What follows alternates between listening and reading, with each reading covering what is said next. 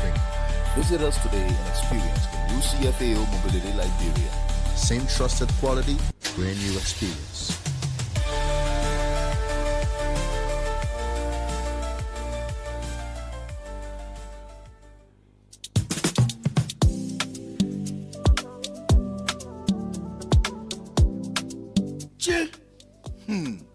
Things are on me with an emergency. How do I manage again? Portano, why are you sitting here just talking by yourself? Julie, I need money quick. I won't go find somebody to credit me. Then I will pay them as soon as I get paid with the more in. Echo Bank can credit you, but the only thing you have to pay in 1 month, and the good thing, the interest are just 3%. For you? Yeah, just go to any EcoBank branch and you ask for the form to enroll you on their salary advance platform. When they give you the form, you fill it up and you make sure your HR sign it. Then you take that form back to the bank. After you carry it to the bank, they will send you a message to let you know that you're already on the platform. Then you can use the *326# and request for 50% of your salary. Instantly, you will receive it. Wow, just like that? Pray edit to more money, Judy. I'm going to the bank to pick up the phone quick. Yo, go get the form quick. In less than 1 week, you receive the money. And what I like about it, and they can even ask you for collateral set. I go with there right now, no wasting time, oh. I'm not saying you must not go there right now. You must make sure you pay the bank money back. Hey, Judy, that you talking slow, so I will pay back quick so I can credit again. Echo Bank not easy, oh. Echo Bank, the Pan-African Bank.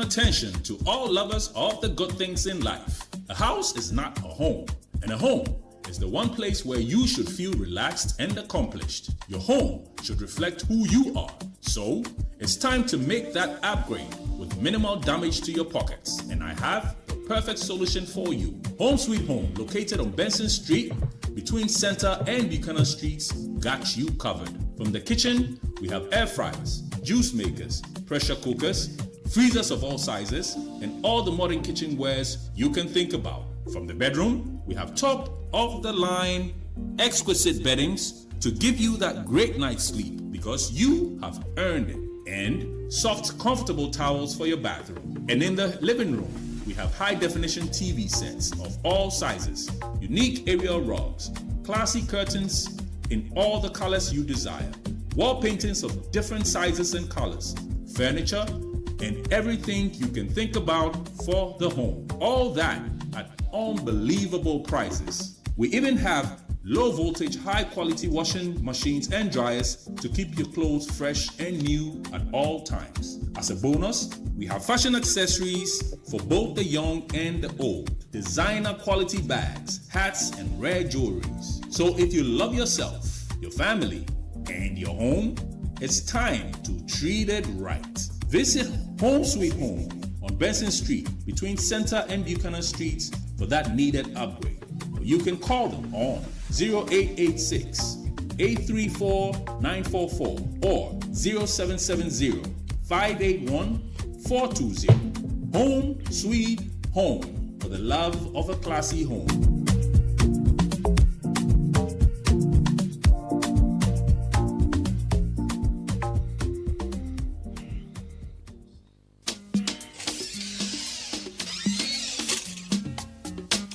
Where you go? Where you find? Why they ask me that kind of question? Say where I dey go?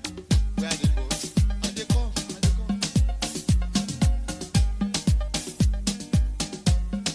You don't hit my car. You Menju, why you walking and talking all by yourself so? My sister, the car business are really thinking about so to get car in this country is really not easy. Since I put in for my cars and other goods, it is almost 1 year I can't get anything. But it says stranger who always asks don't miss their way. Haven't you heard about urban used cars and auto parts? You mean urban used cars and auto parts? Yes, urban used cars and auto parts is 100% Liberian owned business with urban used cars Cars and Auto Parts, you can purchase your new cars, used cars, and all cars parts directly from America for an affordable price. Urban Used Cars and Auto Parts can also help you ship your parrots, your boxes, containers, and other goods from your relatives abroad within just 4 to 6 weeks. Wow, this is a good news. Where can I find Urban Used Cars and Auto Parts? If you are in Liberia, Urban Used Cars and Auto Parts is located Fish Market, Tottenham Boulevard, Monrovia, Liberia. And in the USA, 220 10th Street, Brookhaven, Pennsylvania, 19015, United States of America. You can also visit their Facebook page, Urban Used Cars and Auto Parts International, or call cell number +231 887 012218. Thank you for this information. I am visiting Urban Used Cars and Auto Parts to begin the process of my car and other goods. Urban Used Cars and Auto Parts. Our goal is to allow Liberians have access to buying things from America without being cheated.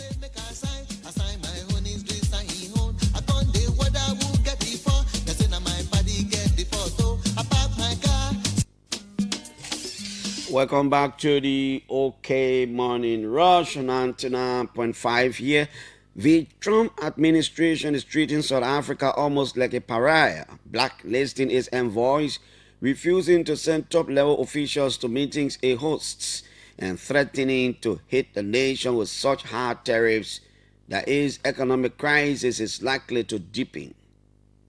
The latest sign of this came with the revelation by the second biggest party in South Africa's coalition government, the Democratic Alliance, that the U.S. government had rejected President Cyril Ramaphosa's special envoy, denying him a diplomatic visa in May and refusing to recognize him as an official.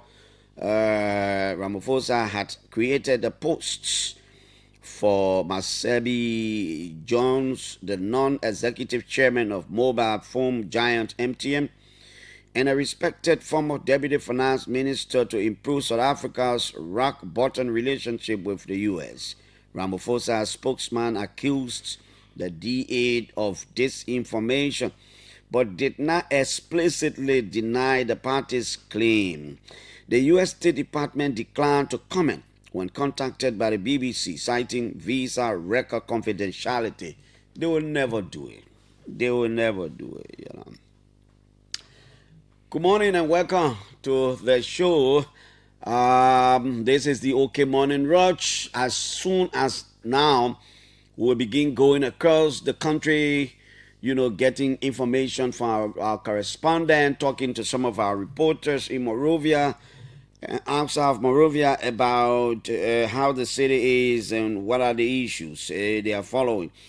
A former deputy minister of transport is quoted by the Liberian investigator of Lenon Dudu. The Liberian investigator did an article on him that I want to read this morning. Ex-transport official slams the outsourcing of vehicle licensing to private firm. Former Deputy Transport Minister Ebenezer Koligbo sits in his office, sharply criticizing the outsourcing of vehicle licensing to a foreign-controlled firm. Former Deputy Transport Minister Ebenezer Koligbo has condemned the Liberian government's decision to outsource the issuance of driver's licenses and vehicle registrations to Liberia Traffic Management, a foreign-controlled company, calling the move for opaque, potentially unlawful, and a threat to public accountability. The government's transfer of these functions, long held by the Ministry of Transport to LTM, was confirmed last week by the Liberia National Police and is expected to take effect this month. But Koligbo, who had key reform efforts during the first term of former President Johnson Sirleaf, says the arrangement lacks transparency, legal grounding, and policy oversight.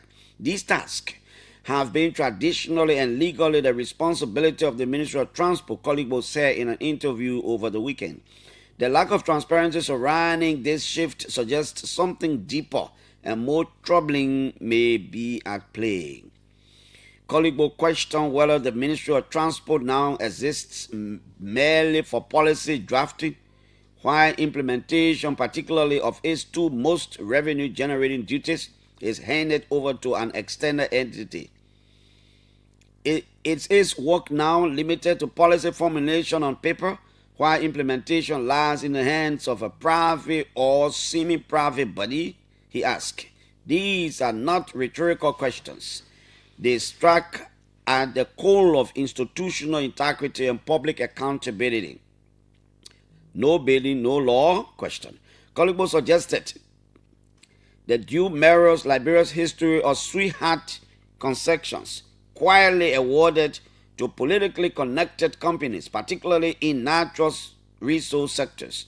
He challenged the government to disclose whether the LTM agreement followed due process, including competitive bidding, legislative approval, and public notification.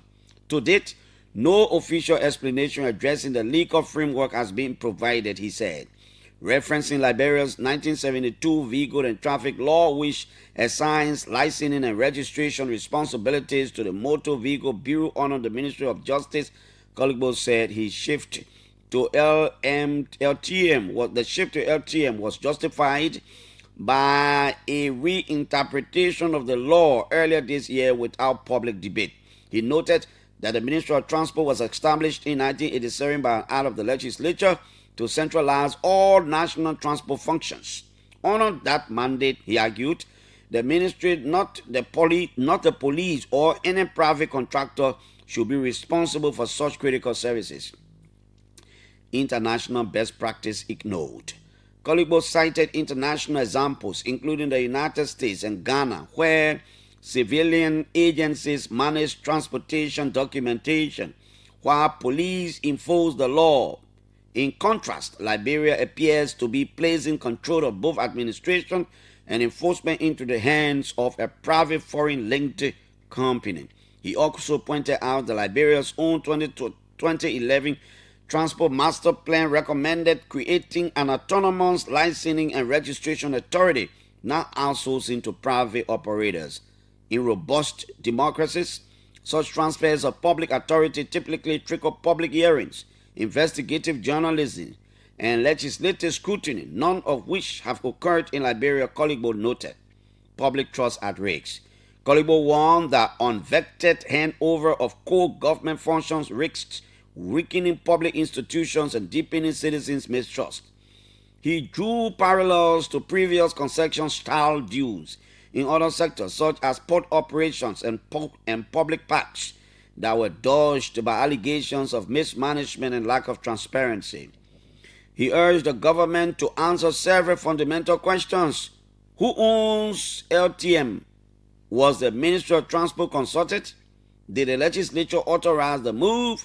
What legal safeguards will be put in place to prevent abuse of monopoly? Until these questions are adequately addressed, Koligbo said, the trust of Liberians in their institutions will continue to erode, and rightly so.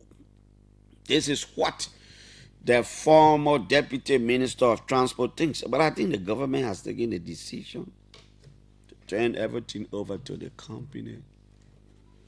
Say, as a result of a Supreme Court opinion on the matter. Okay, let's not stop talking about the issues affecting our country.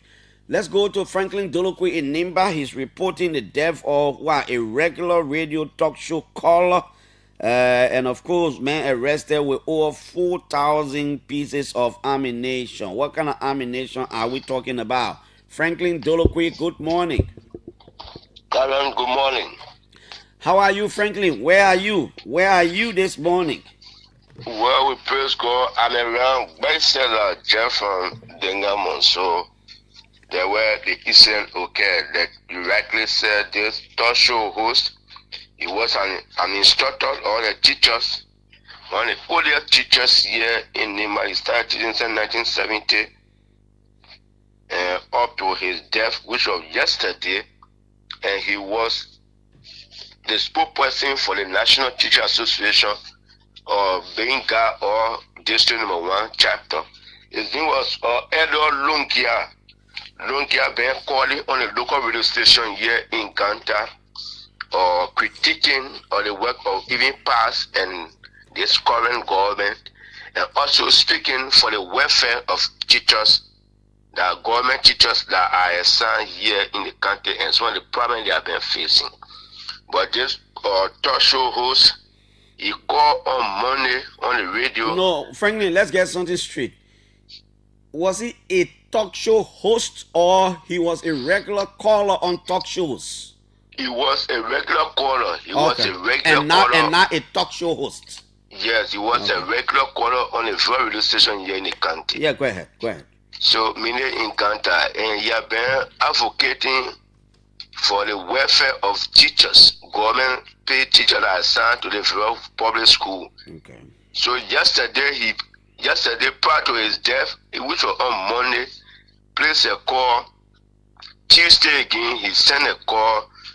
Yesterday, Wednesday, he placed a call in the radio or they have been threatening him, and he has been complaining about his foot.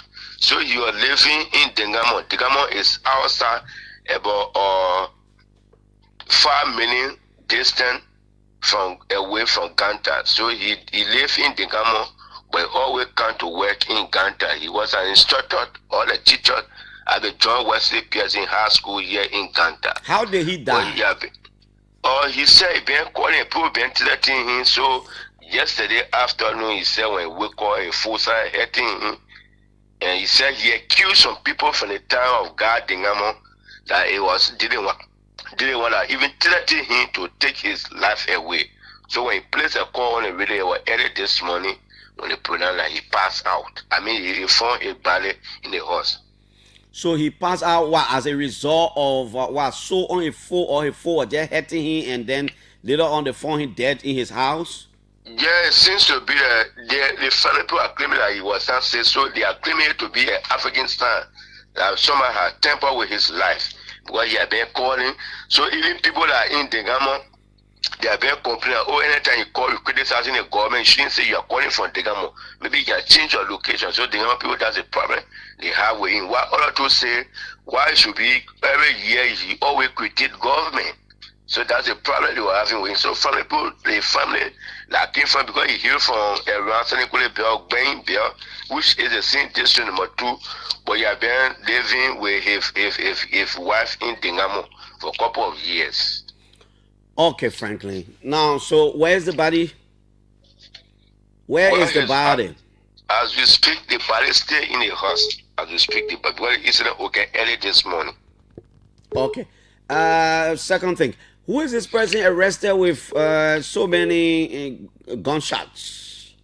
Well, they are just security that they are assigned in Yikepa Bill, meaning in Brunewi, in District 3. So this man, he is a resident of San Esteban, Monserrado, but he is a truck driver. Normally, according to the report, he go in Zelekole, he pass the Brunewi Bill or Yikepa put to enter, and he go Monrovia. But this time around, he has been arrested with 4,000 ammunition, single barrel gunshot. So he said somebody called Alpha, you need to identify as Alpha, that gave him this identical single barrel gunshot, which is 16 cartoon, for him to carry in Monrovia, and he was arrested in the process. So as we speak, all his thing, Mamadou Shaw is currently at the Yigeba police station on ongoing investigation. He was arrested by John Secretary assigned in Brunewi. Okay. Check they bought the single barrel rounds from Guinea. Yes, so you were en route to you were carrying in Monrovia, but when you were arrested, about 4,000 rounds that we are talking about. Okay, thank you. Franklin Dolokwi is... Oh, no, I should have asked Franklin about the situation in Ganta, what are the protests, planned protests in Monrovia is having any effect there. Faso Donso, good morning. Good morning, Clarence, and good morning to our many listeners. Faso, where are you? Presently, I'm at 72nd Boulevard Junction. What do you see? Give us a picture of what's going on there. Yeah, Clarence, the street here is very clear. There's no attempt of people getting on the street here for the planned June 7 protest. The streets are clear. Are people going about their normal businesses? People are going about their normal business, and people are opening up their businesses here. You know, those are going to work this morning. They are on their way. Taxi drivers are moving.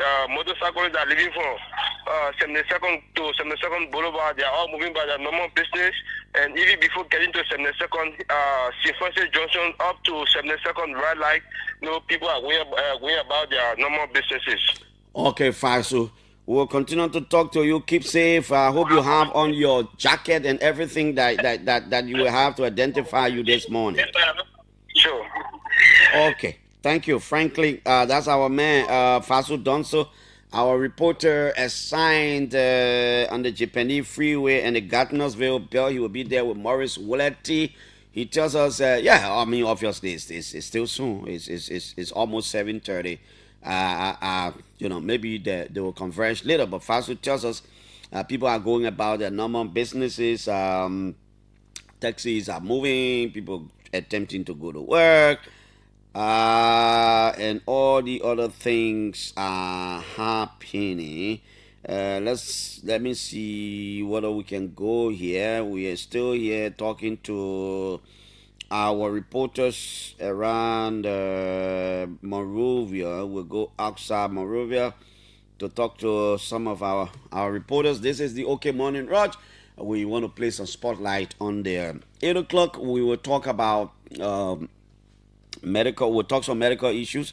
We'll have one of our friends here from the U.S. who's currently in country to talk to us about some medical issues. But we are still around Monrovia trying to. So the Liberia National Police, through the Office of the Inspector General Gregory Coleman, we are told is instituting some disciplinary measures against few officers who were seen in a live video. The police authority think what they did in the video is counterproductive and undermines the image of the Liberia National Police Force. And so they are disciplining them. By the time we get details on that, we'll let you know. Let me get to police police spokesperson Cecilia Clark to find out from her as to whether the police have issued any public directive about movements around. What are the do's and don'ts? What are the areas we're supposed to go today? Where are the areas that will be no-go zones to the traffic and all these things we need to know? Trying to get over to Cecilia Clark. This is the Morning Rush. Yeah, that's what we'll do. Put some real spotlight on what's going on. If we can get to Cecilia Clark, we'll attempt to call the Deputy Inspector General of Police for Operations, Nelson Freeman, to give us information about how the situation will be like in the city today. It seems all her forms are, so just keep on, just keep with us. We'll be right there. We're coming back very shortly. Let me see what I can talk to Nelson Freeman.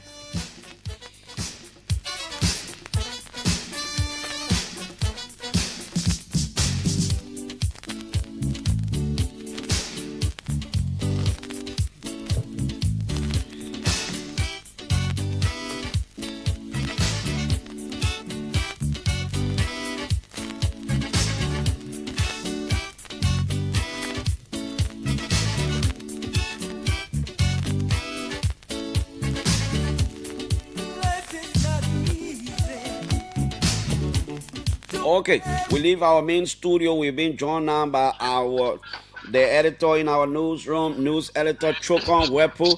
I am sure Chokon is supposed to be somewhere around town. Chokon, good morning. Where are you? Good morning, Clarence. I'm currently at 20th Street driving towards the Catholic Junction in an attempt to give a feel of, or a look, to get a look of how town looks, specifically the Tottenham Boulevard area in Sinker. What have you seen so far, Chokon? Well, as you may be aware, Clarence, it's gloomy in central Monrovia. I don't know about other parts of Liberia or Montserrado. It's gloomy. It's been raining. The rain has ceased a bit in Single, where I am right now. I've passed the JFK. But it's normal, Clarence. The traffic from ELW towards town is flowing. Private and commercial vehicles are making their way. Private and commercial vehicles are making their way. Liberians who have gotten up to go about their number. Businesses are also walking along the streets of Singa. As I drive Clarence and go towards where I'm heading, not a single sign of anybody wanting to protest that I have seen. So in many occasions, sometimes you see them, they are in some form, you see them in some paraphernalia that depicts they're about to protest. I haven't seen such. Not much police checkpoint has been seen, but there's deployment of joint security officers along the street. Okay. Chokon. So you're stretching all the way you will reach all the way around the Catholic Junction Belt. And then you asked the question. No, I'm saying you're going around the Catholic Junction Belt. You could make a U-turn on the old road and on all those kinds of things. Chokon, are you there? Okay. Our editor-in-chief, Chokon Wepu, is there. We have the Deputy Inspector General of Police for Operation, Councilor or Anthony Allard Nelson Freeman. I like to be careful. Good morning, Mr. Freeman. How are you? I'm doing pretty well, Mr. Jackson. And it's Councilor Allard, as a matter of fact. Okay. Councilor Nelson Freeman, thank you for joining us. I just wanted to know, today a group of Liberians are supposed to be peacefully assembling to draw their government's attention to a lot of issues. I just wanted to know what are the measures the police have put in place so far to guard the traffic, or do we have any part of Monrovia that we can't go? Are we going everywhere? I just want you to give us a picture. So, to begin with, Clarence, yes, you're correct.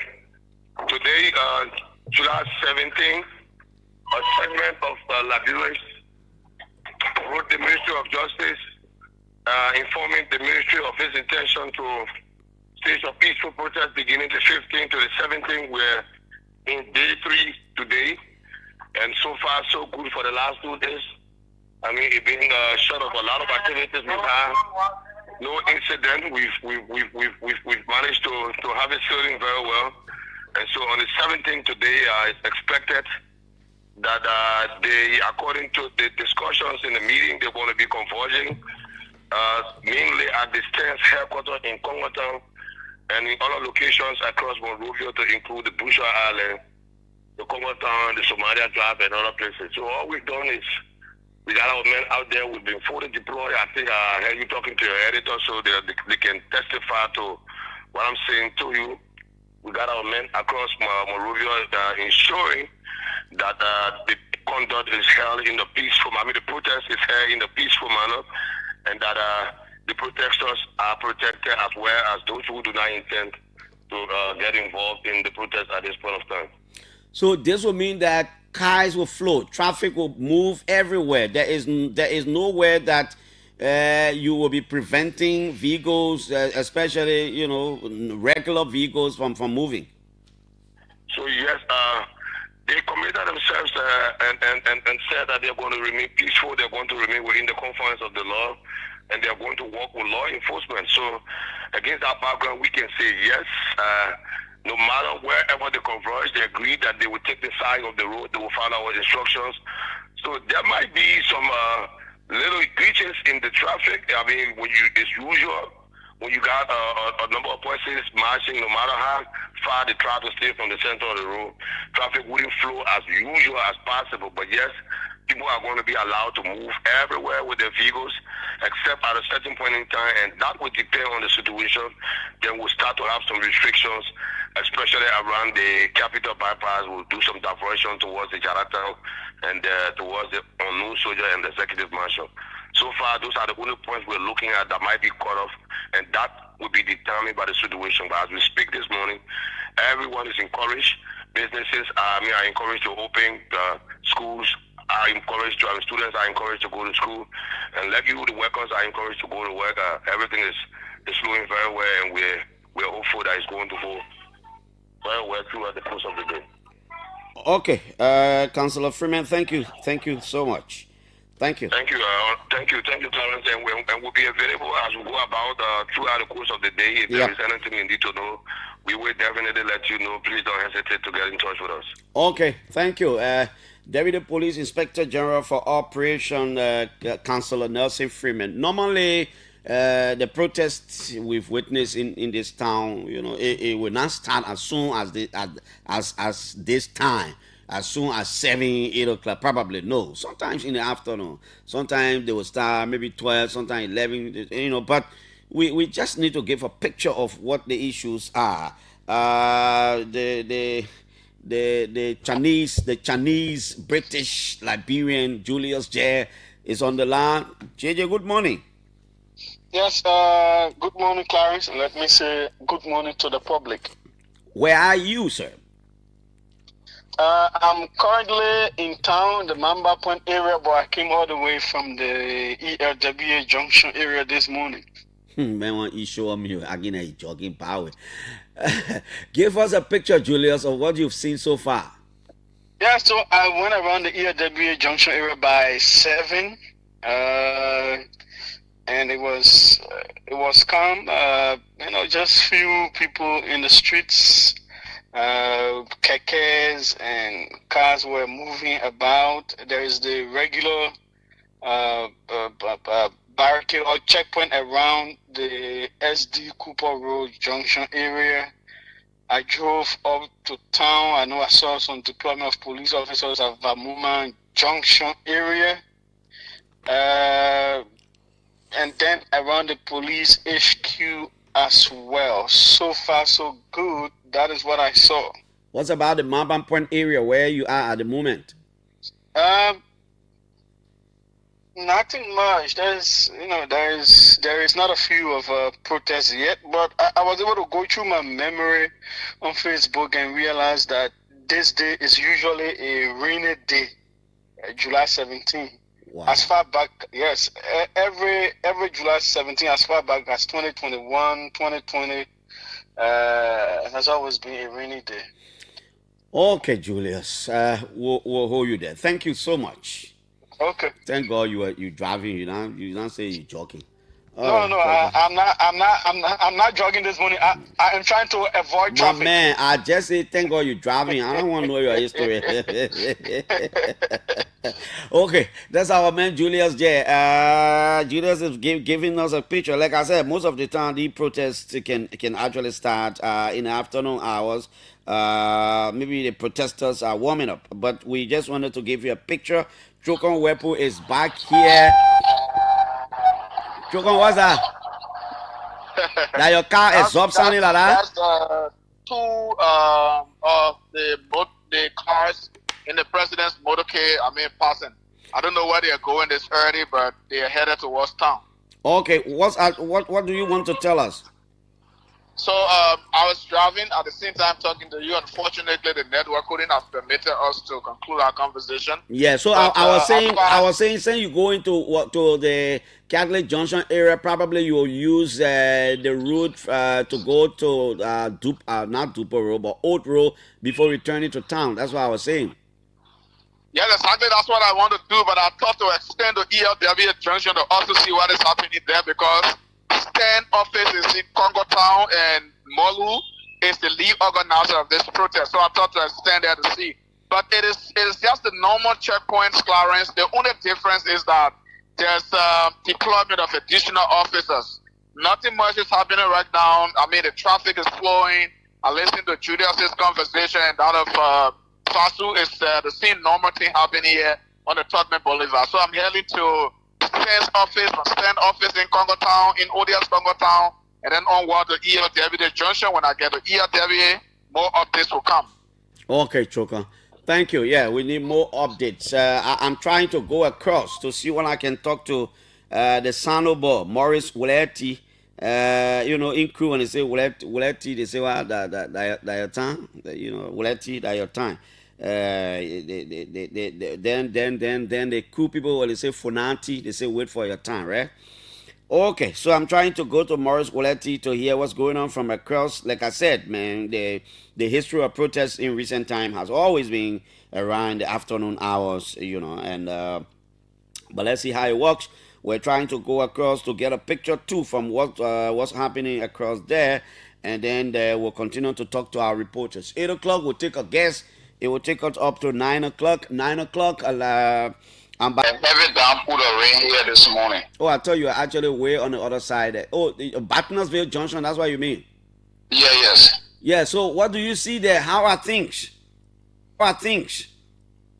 So, Clarence, before I got here, the rain was heavy, and at the moment, the rain is still heavy. So, I've not been able to see anyone outside, like in the form of preparing to this march in Central Monrovia. So, at the moment, the entire Bannerville Junction is clear. I can safely say that. I'm not saying people in the form of preparing for the protest, like I said. Okay, Morris, thank you so much. When you do, let us know. We are still making rounds to our friends, to our colleagues.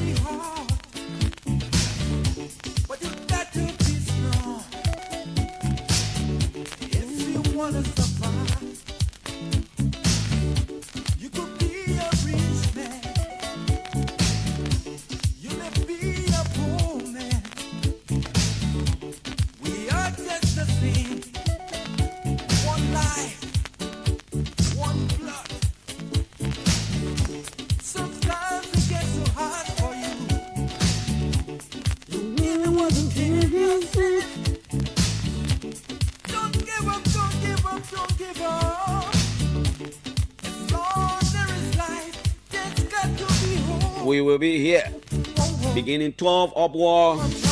That's when I'm sure the protesters will turn up, will begin.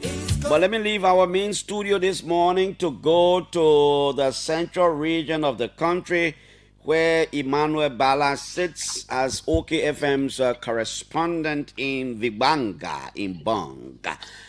Emmanuel, good morning. Don't tell me you've gone parallel to see your grandmom. Good morning, Clarence. I'm at Codington campus as early as this morning. I thought you not go see the old man to play baby this morning. How are you, Emmanuel? How are you? Well, I'm trying. I've been down with cold, but we're moving. We're on. I'm recovering. I'm good. I'm just imagining you leaving Banga this kind of morning. I remember one morning I was on my, I'm a regular motorcycle. Yeah, sure. Riding and going to school. I think it was my last year at Cotton University. I had just passed Meliki.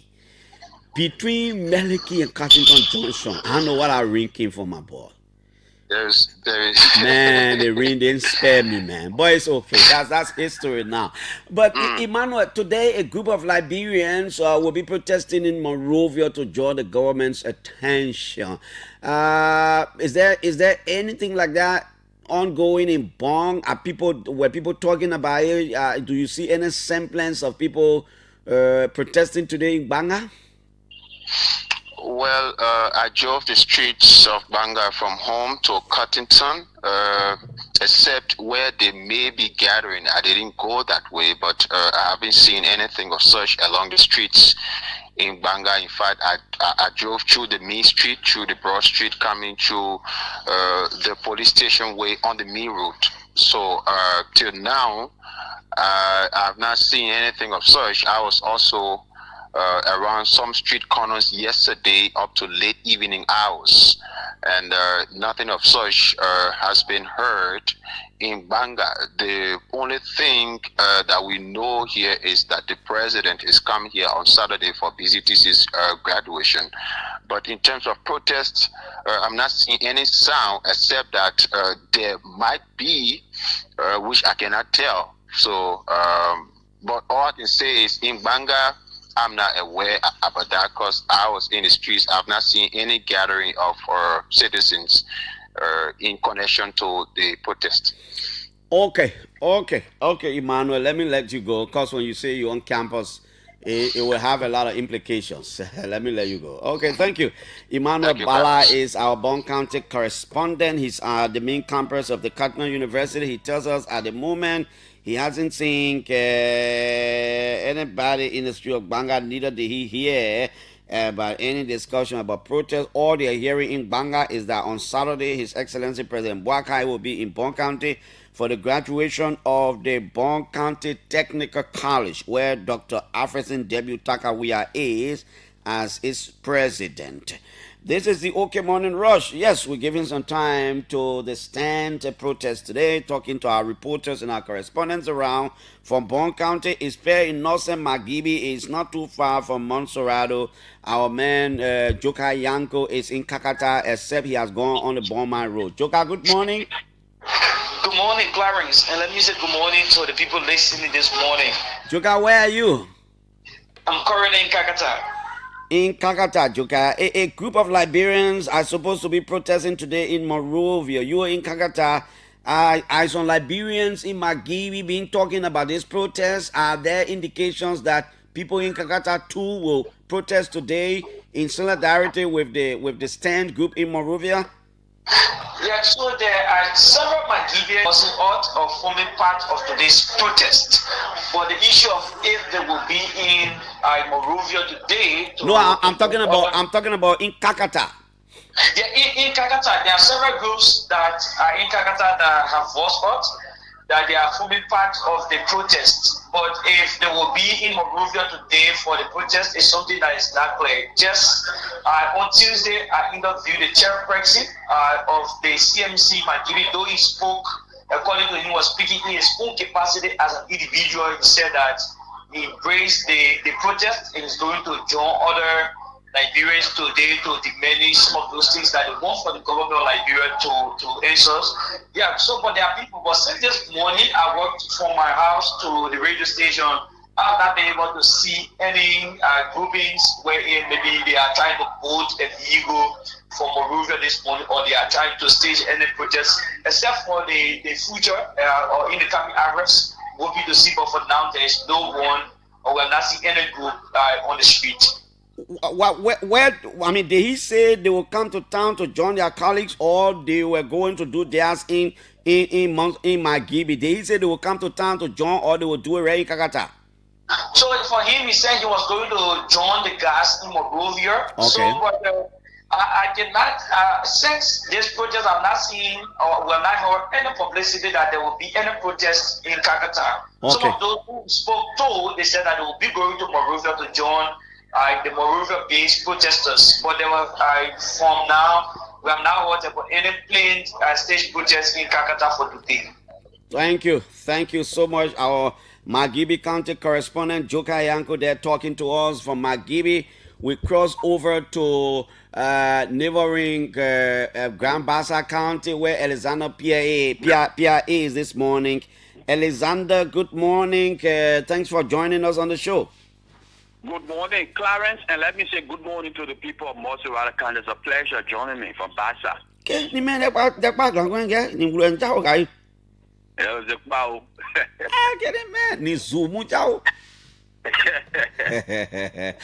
morning, Pia. Are you in Buchanan? I'm currently in Buchanan, Robert Street, Radio Bison office. Okay. So a group of Liberians are supposed to be protesting today in Monrovia. Have you people been hearing about the protest in Buchanan in the context of people discussing it? Do you have other Liberians in Buchanan who have, expressed interest to come to town and join the protest, or they will do theirs from Buchanan? No, nothing as such. And we have been hearing about the protest, and the citizens of Grand Bassa County all been in the news, and people who have their relatives in Mozzarella County who reside in Grand Bassa County, they are just afraid, but I've not heard of any citizen of Grand Bassa County to gather themselves up to leave from here to go Mozzarella County to be part of the protest. Maybe they would do it on their own way, but not to announce it or to inform any journalists or media outlets in Grand Bassa County. Okay. Thank you so much, Pia. Is there any other thing going on in Monrovia that we need to know? Yeah, Buchanan City. Yesterday, I mean Buchanan, rather Buchanan. Yeah, the STRAT committee yesterday released this information that the second phase of STRAT uplifting has started in the concession yard because the issue of STRAT has been the controversial issue in Grand Bassa County. So when they released the information that they are aware of the uplifting of STRAT from the concession yard, which the environmental cleaning exercise is ongoing, but yeah, they are not given the official STRAT to Grand Bassa County. But then last night, where the STRAT were about to leave the concession yard, they impounded the trucks. Okay. And they said they are not aware of the information. And the first money of the STRAT, why they have not received the money, and then additional STRAT is leaving the concession yard. Okay. So the STRAT, the two trucks were arrested yesterday, and the county officials, they are still trying to talk to the citizens as it relates to the STRAT issue in Grand Bassa County. Thank you very much, Alexander Pia, our Grand Bassa County correspondent. He's telling us that no, there is no sign of any protest that will take place in Buchanan today. From Grand Bassa County, we've crossed way over to Western Liberia. We are in Grand Kitmount, where our friend Mark Rogers is as our correspondent. Mark Rogers and I worked for Star Radio. He was in Kitmount, and I was in Bond County. Oh man, those days. Mark, good morning. Good morning, Clarence, and good morning for having me this morning. How are you, Mark? From where are you calling? I'm asking because sometimes you're in Robertspool, you're in Tenney, you're in Sinje. Where are you? Yeah, for this morning, I'm still in Sinje. Okay. Attempting to go to Danielstown and other areas. That's good. I'm calling you because there's going to be a protest today in Monrovia. Are people talking about the protests in Kitmount where you are? Do you know whether some Liberians will be doing their own there too? Or are people talking about coming to town to join the people here? Well, we haven't heard anything about such. What happened on the local radio, many people who call, they say protest is not necessary at this time because their thinking is that people are doing. We saw so many things happening in the past and nothing much was happening about it. So it didn't seem necessary for protest this time around. But I'm not seeing anyone attempting so far from where I am thinking about coming to Monrovia for protest. Okay, Mark. Is there any other thing happening in Grand Kitmount that you think we need to know about in Monrovia? Yes. Regarding this child that was murdered, 4 persons already have been apprehended by the police. They are going through investigation and in connection to the child that was got missing, the child that got missing. But it was finally agreed by a 15-minute coroner jury set up that indeed that child, there was a fireplace. So those that were around, the police have already picked them up. They are in police custody, undergoing interrogation. That is the latest, and we are so sure that today they might be sending them to court regarding their less connection. Okay, man. So the current Kitmount Legislative Caucus is a composition of 5 presidents and is dominant women, right? Certainly. 3 women, 2 men. Yes. I see a lot about one Feka, one of the lawmakers. I think she's a female, building bridges and doing something. Sometimes I follow these things on your page. Who is she? Yes, Madam Mrs. Soni Feka. She's the District 3 lawmaker, the position that Emerson Kamara served for 12 years. So currently she's a representative of that district. And the sergeant to her is that where she constructing the bridge is the biological home of the 12-year representative from that district. Wow, she's constructing a bridge from the hometown of or the home area of Emerson Kamara.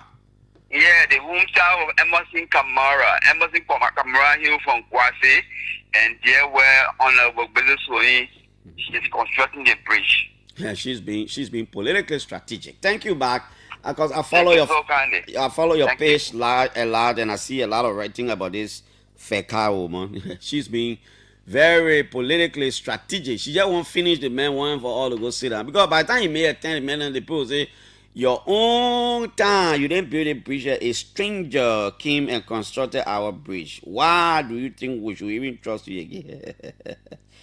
Politics is like a chess game. Well, this is the OK Morning Rush. Coming up shortly, we'll take our guests. If our guest is around, we will take our guests. Will take us up to 9 o'clock. Ambassador Mark Turner will be here. I already see U.S. Embassy security people around. So it's an indication that the ambassador will truly be here this morning. We are trying to reach out to one or two more of our correspondents, and then we can come back home and and take our guests.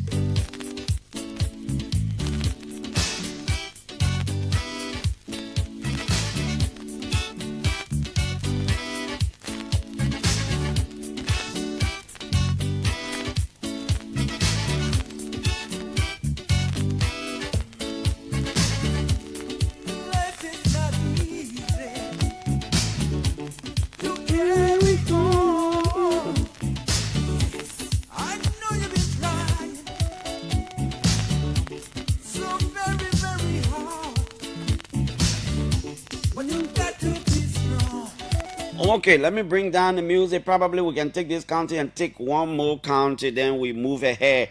We are right now in President Joseph Boakai's Lofa County, where our friend James Collier is as our correspondent. Jimmy, good morning. Good morning, Mr. Jackson. It's good having me this morning. Good morning, James. Where are you? Are you in Vonchema? Are you in Zozo? You gone to Yela, where my friend Sylvester Colvaru Peewee comes from, or you in one of the homes, Masambola home or Kisibola home or whatever? Where are you? I'm in Vonchema City this morning. Okay, James, thank you. James, I'm reaching out, man. There's going to be a protest in Monrovia today, staged by a group of Liberians who think that it is important to draw the government's attention to some governance issues.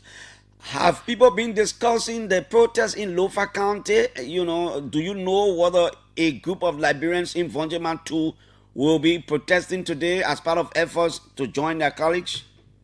No, I'm yet to see anything of sorts. However, the protest has been discussed since it was announced by State Chairperson, former CDC Chair Moba Molu, and there are some who said there's no need to protest because there have been no clear reasons for the protest as being announced by the organizers. But there are also people who have said there's a need for people to get into the street to peacefully assemble in line with the constitution of our country. But from the angle of the CDC in the county and also other pressure group, there have been no information given as to whether they will form part of the program to the protest today.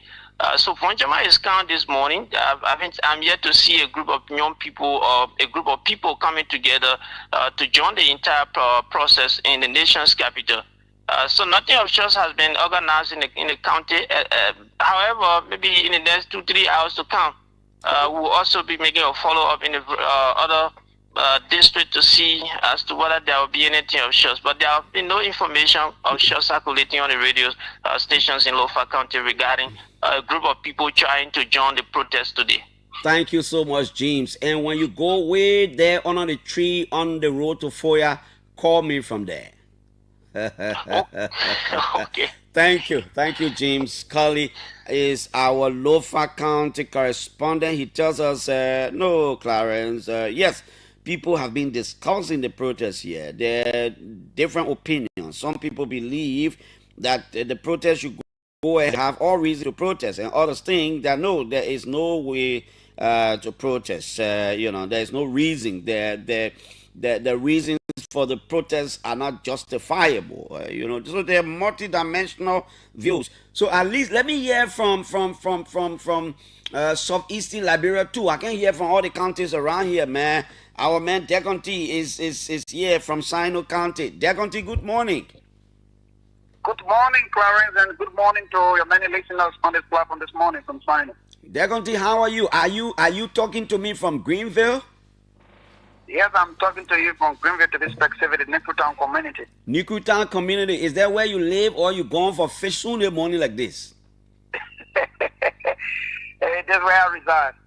Oh, okay. I mean, you governor in the villages in Sino. How the cool people can call B-man, like maybe in Nimalo say dummy, the B-man, maybe the Kwatochi or one influential man in the community. How do you call the person in crew? There are several ways we call him. First, we say Baku, which means you great bear, or call Nyankpla, error. Nyankpla. So between Baku and Nyankpla, how do they call you? For me, my name is Sino. They call me Charlie Uloto. Charlie Uloto. Yeah. What that supposed to mean? When they Charlie Uloto mean town wall. Town wall. Yeah. Your family is associated with war, or you people are warriors? From the warrior tribe. Charlie Uloto. Yes, sir. Is that cool? Yeah, that's cool. Charlie Uloto. Charlie Uloto, from the Tatler background. See, anytime I come Greenville, I call you. I say, I'm not saying I'm looking for my man Deconti. I say I'm looking for Charlie Uloto. Sure. You'll get me soon. What is it about the protest that is supposed to be held today in Monrovia? Are people talking about it in Sino? Is there any group of Liberians there that will be marching through the principal streets of Greenfield today to petition the acting superintendent, whoever is there? St. Peter Yenswa has resigned. Thank you very much. That's a salient question, but the people of Sino County are really peaceful under the leadership of His Excellency Jason Yamaboaka. So since I've been observing, hearing the planned protests at the capital city, there's nothing been held in Sino, or there's no group that is planning to get into the streets of Sino County in Greenville to be specific. So that's information. If people are saying that at the nation capital is 502. No, I'm not saying people say people protest. I'm reaching out to you to tell me what's going on there. But have people been talking about it? No. It's just been discussed about it, but there are other from the Amwewulu Ataishat. Once I heard that people been discussing about the planned protest, and other people said no. This come around protest, I think things are at least a little bit getting better. First of its kind in this season, to be having taxi driving from Moserado County to Sino, I think is deployed. We should appreciate these things, and I see how best our county can be developed. But one of the most talking point is the resignation of the county superintendent, and people are expecting to get a developmental-oriented person that will be appointed by the president. I was hearing about the caucus, resolved to recommend one McDonald Williams. But what are people saying about the resignation of former superintendent Peter Nyenswa?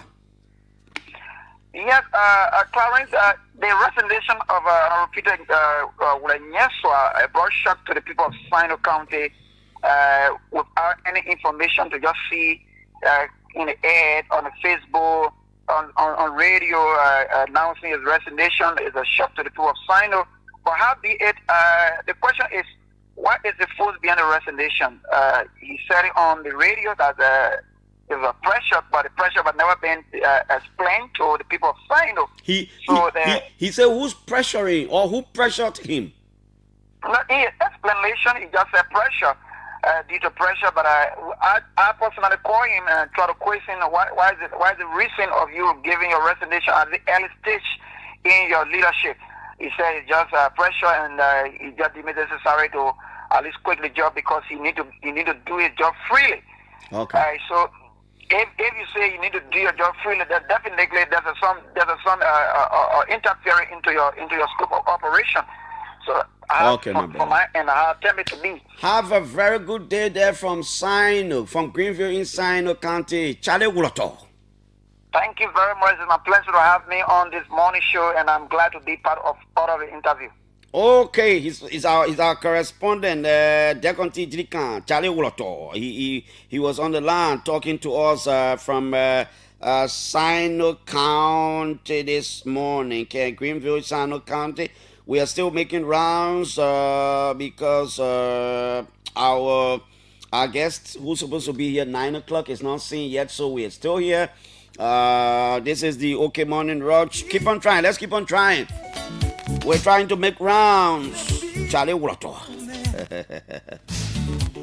We are just the same. One life. One blood. Okay, I you know, every time you talk about southeastern Liberia, even though you talk about Maryland, Sano Riwaji, but if you can't talk about Zulu whiskey, sometimes people think you've now spoken about southeastern Liberia. So Gabriel, you two is there from Zweju in Grand Jide County. Gabriel, good morning. Good morning, Clarence. Good morning, Liberia. I've been behind a blessing, Rejoice Nameland, to teach me the fundamentals of crime, but she's sent refused. How do I greet you as early as it is now? Well, there's so many versions of crown that you use, but for I was saying you say Monalu. Gabriel. Yeah. Monalu. Naru Clarence. I want will. Depending on. Are you going to Basel right now? Hey, my man, like the city, but and you can understand it. Oh yeah, we understand one another. But Gabriel, what's up? What's going on in Grand Jida? How is the place, my brother? Well, Grand Jida is okay. It's quiet. Everybody going about their normal routine, and we are grateful to this government for, the level of relief. The people grateful to the government. Is that what you say? Oh yes, our Grand Jidans are so much grateful to this government. Okay. Because, now, a group of Liberians will be protesting here in Monrovia today.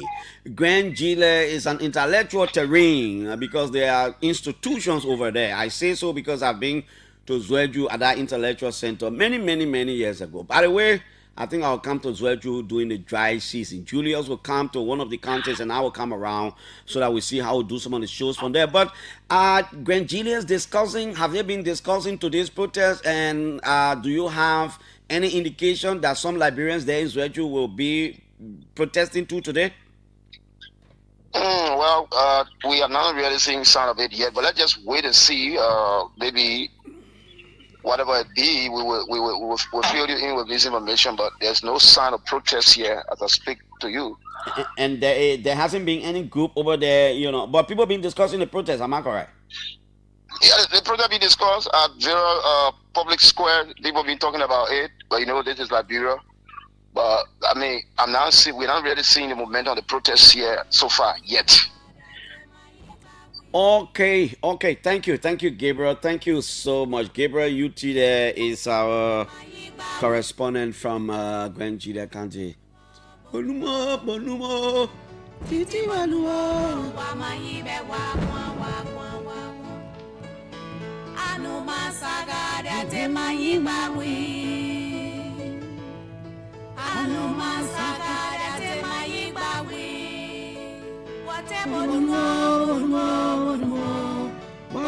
no, wa mayibe wa. Me mayikwa alatepo. Me mayikwa sane baba alatepo. Me mayikwa alatepo. Me mayikwa sane baba alatepo. No yenzo, no kwamen. Titi magawieba. Ya, you be sore yore. More kakala ke you be sore you be sore yo. Sense ture. More kakala ke you be sore we, na mona grewe. Sense ture. More kakala ke you be sore we, na mona grewe. Sense ture. More kakala ke you tala pore mwana moko. Sense ture. I know Stan did not announce. I'm not sure Molu announced that it would have been a nationwide protest. I don't think so. But I thought it was just good to reach out to some of the counties. Because you have Liberians in all of the counties. Sometimes they don't have to be in Monrovia. They can be where they are and they are disenchanted. They could join in solidarity with the people in Monrovia. That's why I'm reaching out to all these counties. Just to have a glance, a picture. But I'm not sure Molu said it was going to be a nationwide protest. I wanted to set the record straight.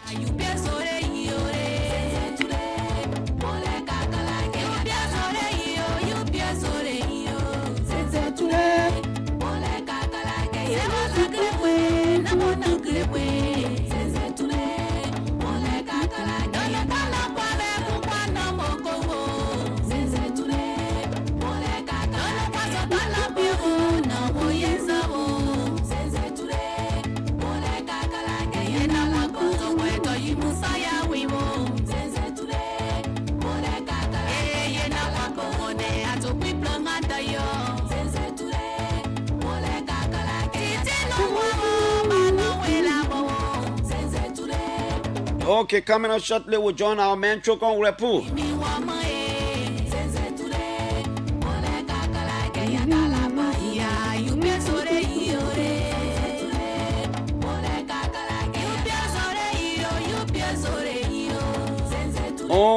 Okay, let's go over to... okay, somebody saying Molba Molu said that many times that it was going to be a nationwide protest. Anyway, I didn't hear any of it, but I thought it was still good to go around the country. Chokon, good morning. Where are you? Good morning, Clarence. I've made my way to ERW Junction. From ERW Junction, I was on the 72nd Boulevard onto 72nd Junction, and there where I am right now. What have you seen so far? Just the same normal traffic flow, free flow of traffic, deployment of officers, but along the 72nd Boulevard, not many officers I've seen except for the Tottenham Boulevard, but around the 72nd Boulevard, not many officers were seen. Not even deployment has been made here. Okay. Anything else? Well, nothing else. It's still gloomy out here. It might rain more. And not a single person we've seen with a sign that shows a protester. So we're still here. From here, we're turning around to make our way back to town. And the rest of the guys from the Japan Freeway will pick up from there. I don't want to encroach on anybody's territory. Please don't venture into anybody's territory. Okay, Chokon, thank you so much. Let's keep following. Let's go. This is the OK Morning Rush. Our guests are here, and we'll talk to our guests very shortly. We will talk about some medical things, man. Our guests are here. We'll talk about health. We're taking a break.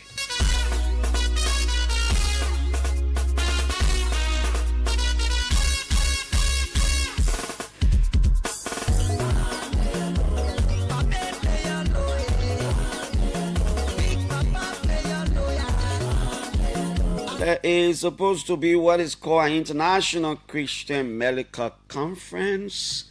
And of course, our guests are here.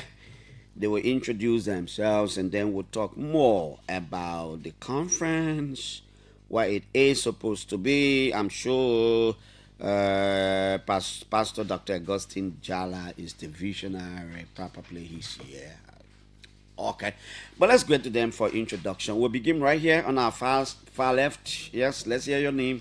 My name's Sonia Tetley, and I'm coming from Toronto, Canada. Yeah. So I'm Dr. Augustine Key. You want to talk directly to the mic so the people can hear you that. So I'm Dr. Augustine K. Bala, a neurosurgeon and a pastor, and I work at JFK, also an associate pastor at the New Covenant Advent Ministry. Okay, let's hear you. I'm Megan. I'm also from Toronto. I'm a nursing student. Oh, a student of nursing. That's good. Both of you, first time in Liberia? This is my second time. I came back 16 years ago. 16 years ago. So I was happy to see the progress when I drove down the streets today. It's looking very good. You think there's progress now? I think there is. I see on the streets it's looking newer. Okay. First time in Liberia? Yes, first time. I'm loving it. You are loving it. First time in Africa? No, Where have you been before? Zambia. Zambia. Okay. Why are you loving Liberia? How long have you been here? Only about 2 days. I just love the people and the culture, and it's just been so welcoming. You think so? You have a very good impression. Mm. Okay. Let's talk to Dr. Bala now. Dr. Bala, good morning. Thanks for joining us again. Dr. Bala is the visionary. He's an associate pastor at the New Covenant Outreach Ministry. That just gave us. He's a Liberian, and I see a lot here about him. Dr. Bala, tell us a little bit about this conference and why is it necessary? What's going to be happening? So, the International Christian Medical Conference, this is the 4th one. And interestingly, the third one was held in Liberia, and we were here also at OKFN last year, just about this time, talking about the third International Christian Medical Conference, and we're here again, so that's making it interesting. And this year, the theme is the role of the church and non-governmental organization in sustainable healthcare. And it starts tomorrow officially. In the morning tomorrow, we're going to be doing a community medical outreach in Broadville. And in the evening, we're going to be having our first seminar section. And on Saturday, that is the 19th, we're going to have the morning section again, a medical outreach on the 25th Street at Newcon. We wish to reach out to at least 500 community dwellers where we'll be doing free medical screening and then eye check, and also giving our medications to those who need it, and classes, reading classes for those who need it. And then in the evening hour, we have doctors and other professionals for our scientific presentation during education and awareness. And on Sunday, we will climax the conference with Sunday evening at 6 p.m. We climax the conference with a gala, fundraising gala dinner, to go towards some of the great initiative we undertaking. That's good, Dr. Bala. Who's hosting this conference, and how did you get in touch with your friends? So the International Christian Medical Fellowship is the organizer of this conference, and in partnership with in Liberia, the New Covenant Outreach Ministry and other churches, but also on the international scene, the Church 365 in Canada, where Pastor Sion comes from, and Law of Love, a humanitarian organization, has been partnering with the International Christian Medical Fellowship to do most of the things we're doing. And Pastor Sion and I have a long relationship even before the International Christian Medical Fellowship. And her husband, Pastor Jordan, is the chairman of the board of the International Christian Medical Fellowship. He also a pastor and a very good friend to the International Christian Medical Fellowship. So they got interested with our relationship from China. 10 years ago. We were both so we were pastoring in China in Beijing, and he was also pastoring a student fellowship, and so we would often exchange pulpits. So he would come to our church in Beijing and bless our church, and sometimes a team from our church would go up to his church. So we've been friends for a long time. Over 10 years. Maybe more than that even. I like that. I like that. So, Pastor Bala, before we come to that, how many Liberians have you targeted to benefit these initiatives? So, this year there is in two phases. One is the medical outreach. So we hope this year we can be able to be a blessing medically to at least 500 community dwellers who some are sick. They already know their conditions, whether hypertension or diabetes, or some other disease that they have, medical conditions that they already know they're on medication. Some cannot afford medication. And so we are blessed with our partnership with Law of Love and Church 365. We have consignment of medication. Thank you to the Ministry of Health, JFK, and NMHR for giving the approval to get the medication worth 26,000 US dollars. And so we're going to be giving those medication free to community dwellers who cannot afford to get their medication and be on medication. So we target 500. On the other hand, from last year, last year when we were here, we're talking more about babies born with a congenital condition like excess water around the head called congenital hydrocephalus. And so as a neurosurgeon, I came back to Liberia 2 years ago. This was one of the group of people that I started treating and became very compassionate about, because I saw how the parents couldn't afford, the community had different perception that they were maybe in the Liberian Gina, and parents didn't even want to bring them to the hospital. So we started reaching out to help them. So last year we targeted 20 of them to raise money, pay for their CT scan, pay for their labs and surgery at JFK. And as I speak, from last year conference to now, we were able to get money through Church 365, Law of Love, and other friends to be able to help operate these babies. We have operated over 25, getting VP shunt. And so this year we also have them on our in our plan, but in different form. We're continuing the surgeries, but then we noticed that coming for follow-up, many of the moms, it was not just not able to afford to get the surgery done. They don't even stay, they can't afford to maintain this baby nutritional wise. And so we noticed a couple of them became malnourished and got post-op infection. We lost one or two of them with that kind of condition. And there are a few of them who look very healthy because the mom, taking very good care of them. So we decided that it's not just making sure they're operated, but how we can sustain that. So that babies, we don't spend over $1,000 to get an operator, and then because they can be properly fed and then die. So this year we that's part of the fundraising thing. We want to make sure that we can take care of our surgery babies' moms, help them, teach them how to take care of the babies after surgery, so these babies can live. So initially, my husband was supposed to come back, but when I heard the stories of these moms, I said a woman must come this trip. And so that's why Megan and I decided to come. So I'm super passionate about the meeting we're going to have with the moms on Saturday, and we're just making plans ways that we can support them throughout the year so that they're not showing up to the next appointment with their babies malnourished or struggling. And personally, I'm really passionate about this because I have a child with a cognitive disability, and so I know what it's like as a mom to struggle to raise a child with a disability. And I really feel like these women need that kind of support and encouragement to know, hey, you're not alone. There's many other moms that are struggling with kids, whether it's mental or emotional or physical disabilities, but it's all the same. It's a struggle as a parent to really raise them and love them and care for them. Okay, yeah. So your presence on the trip and in that meeting will be encouraging. At least you will be speaking as somebody who's facing similar conditions, similar situation. That's good about it. Let's hear you. What do you hope to see?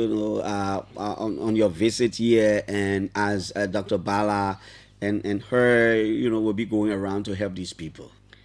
I hope to see the testimony of all of the people that have been helped before, and that they will continue to do well and be blessed by all of the people overseas as well as those in their own country advocating for them. That's good. Is there any particular role you'll be playing to other than just wanting to see something done?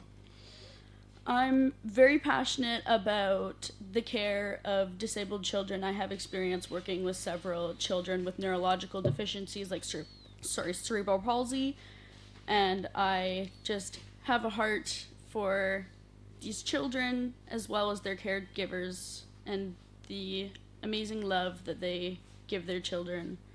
Okay. Dr. Bala, for the benefit of somebody who may have just bumped into the discussion, you want to go back again to just tell us when you will start, how people will get a treatment and all these things, assuming somebody just started listening to the radio. Okay, I'll say this week if you're listening to us, there's a blessing, a kind of blessing that we're gonna be reaching out to people with medical condition and eye conditions who cannot afford to go to hospital and pay money to be screened. We'll be helping people like that. We're targeting 500, and starting tomorrow, which is the 18th of July, in the morning hour from 9 to 10, will be in Broadville in the Massaquoi community at the Reggie Medical Clinic. We'll be doing our medical outreach there, and we'll be doing eye screening and the medical also screening and giving medications to those who need it, giving classes to those who need it. That's tomorrow on the 18th. And in the evening hour, we'll have a seminar section. The seminar section is for medical professionals and also church workers, because we think, especially talking about Christian medical fellowship, we want to see how the church can be a part of that. Not just fasting and praying for sick people, that we have skills and blessings God has given us in the church to also be able to treat them. So we get the church involved. And so for that, the seminar section, people have been signing up. We have space for 100 people, and a lot of people from churches, from hospitals have signed up for that, because for students, medical students, nursing students, any category of students, the sign up is free. You just need to register so we can know you're going to be there. People are doing in-person registration at the New Covenant Outreach Ministry on 25th Street. But a lot of people are also doing online registration, and you can find that link on our Facebook page, RCMFEL. On Facebook, you can sign up. So on Saturday, they're gonna be the biggest medical outreach as well on the 25th Street. So that we also, yesterday and today, currently as we speak, we have our team on the 25th Street, right adjacent the Limita Salvation Army. They're there, so people are pre-registering. It's free, but we want to know how many person will be in. So people went in yesterday to pre-register. People will be in today to be part of this Saturday medical outreach. And then Sunday, in the evening, there will be scientific section. And Sunday is the gala dinner. We also have tickets on sale. We want government officials, church leaders, and goodwill to buy their dinner ticket to come and be a blessing to what we're doing. While we have our international partners doing great, we think locally we should also be a part of it. Absolutely. It should be our responsibility, and to have our friends from Canada, trying to help. You're a young man, you would have chosen to say, no, I'm a medical doctor, I don't need anybody, I'll just be on my own. But that you explore opportunity outside of the country for your people is by itself a blessing. I want to say thank you, Dr. Bala. And as you move around, this is a golden opportunity. You may have more than the targeted number of people, coming, What do we expect? You go back, double up, triple up your support to Dr. Bala and the fellowship to move outside Monrovia, or what? So I'm really passionate about seeing local capacity built. And so this is what I really love about ICMFEL. It's a vision to raise up local leaders. And so what actually is happening in the training and the conference, in my opinion, is almost equally as valuable as the outreach, because when we empower local doctors and nurses and upcoming students, we're increasing the capacity, right? And so, like, I know often people talk about the brain drain, right? Is that people get educated and then they want to go to better grounds where there's better salaries. But if people are passionate about their country and they receive that call, I believe there's a call from God to stay and to build the country up, then we're going to see actually much more productivity. So my hope is actually to see the increase of capacity for ICMFEL. And I see not only them reaching out to Liberia, but I know their heart is to see Liberians go out on mission to other places in Africa. And it's time for the church in Africa and believers in Africa to rise up. And so that's what I'm really excited about. And so actually, it's what's unique about this mission is we're just coming to support them. This is not a Western team coming in with doctors to do the work. We're coming alongside ICMFEL and we're saying, hey, we've got the medicines for you. We'll serve wherever you want us to serve. But this is a mission being put on by Liberian people, and that's powerful. Anything to say? I agree completely. Very well said. Okay. All right, let's see what we can talk to some Liberians. If ask Dr. Bala all the questions. Probably you are home, you are listening to the radio, you're not well, you got problems with your eyes. You want to ask him, how do you go about it? Where do you go? How soon should you be there? This is an opportunity for you. Bala is here. Dr. Bala is here with his friends from Canada. They've come to buttress his effort to help Liberians. Ma Rose Baker, like glasses you want? I'm very interested because my eyes, which you know, Clarence, are in the Broadway era. I'm so grateful and opportunity to be because some people went there the last time. They start charging money and so forth. I cannot do all my classes. Even I cooking stock everywhere in my classes. Okay, so you always be number one. You in the Buravi area, right? Yeah. Okay, Dr. Just hold it long. Dr. Bala, Buraville, you say where they going to register? So tomorrow, Buraville, so is in the Massaquoi community. That's VO8 and Massaquoi community. They get a Reggie Medical Clinic. Okay, there's a place in Massaquoi community they call the Reggie Medical Clinic. You should be there tomorrow. Okay. Okay, thank you so much. Thank you, Doc. It's okay. Thank you. Good morning. Good morning, sir. Good morning. Let's hear you. What's your name? This is Emmanuel Tongo calling you from the Broadway. Okay, Broadway. Let's hear you, Iman. Yeah, but the place that is describing is confusing me because when the Massaquoi community, I think it's around Rick.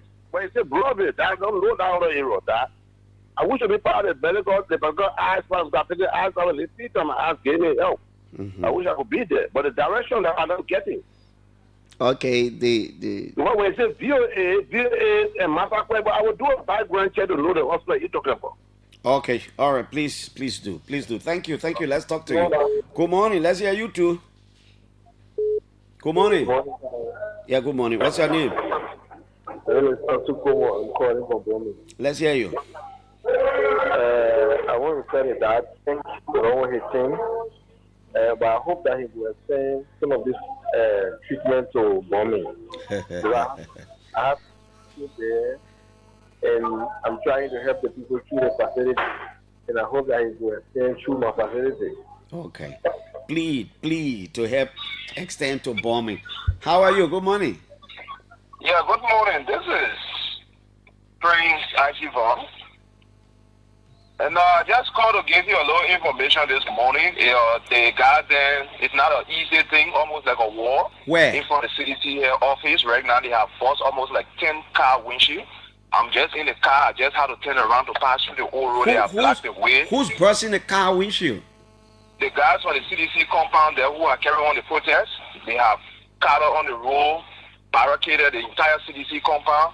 When you see them, just like the rebel forces. Okay. It's All not right, thank you. easy this morning. We'll talk to our correspondents there. Thank you. We are focusing on some medical outreach issues here. We'll come to that. Hello? Good morning, my dear brother. Good morning. I'm Reverend here. Okay, Reverend. Let's hear you, Reverend.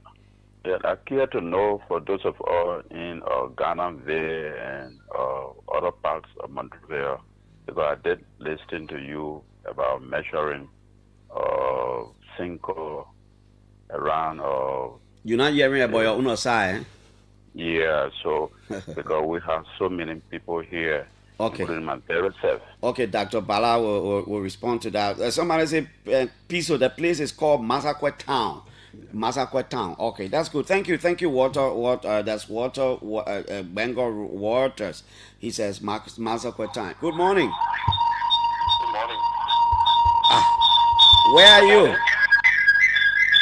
Yeah, my name is Thomas here, and I call in from Chico in Monrovia. Yeah, what do you have to say? Balabala, I want to say thank you so much. Balabala is my aim. From the New Program Outreach Ministry, we are happy for the initiative. Okay. And I just wanted to ask a question. Ask a question. But just cut the radio off. There is a radio in the background. Cut it off, please. Sorry. You're okay now. Go ahead. I just wanted to ask a question whether there would be hypertension medication too as well. Okay, medication for hypertension. I see him nodding your head. He said yes. Am I correct? Yes. Okay, he said yes. There will be hypertension medicine. Hello? Good morning. Are you there? Good morning. Good morning, Clarence, and let me say good morning to your studio guest. Good morning. Let's hear your name. Tisosa on this land, Joe Tisosa, and I'm phoning in from the community. Tisosa, yeah, what's your issue? Clarence, let me appreciate the studio guest for the opportunity to the Liberian people.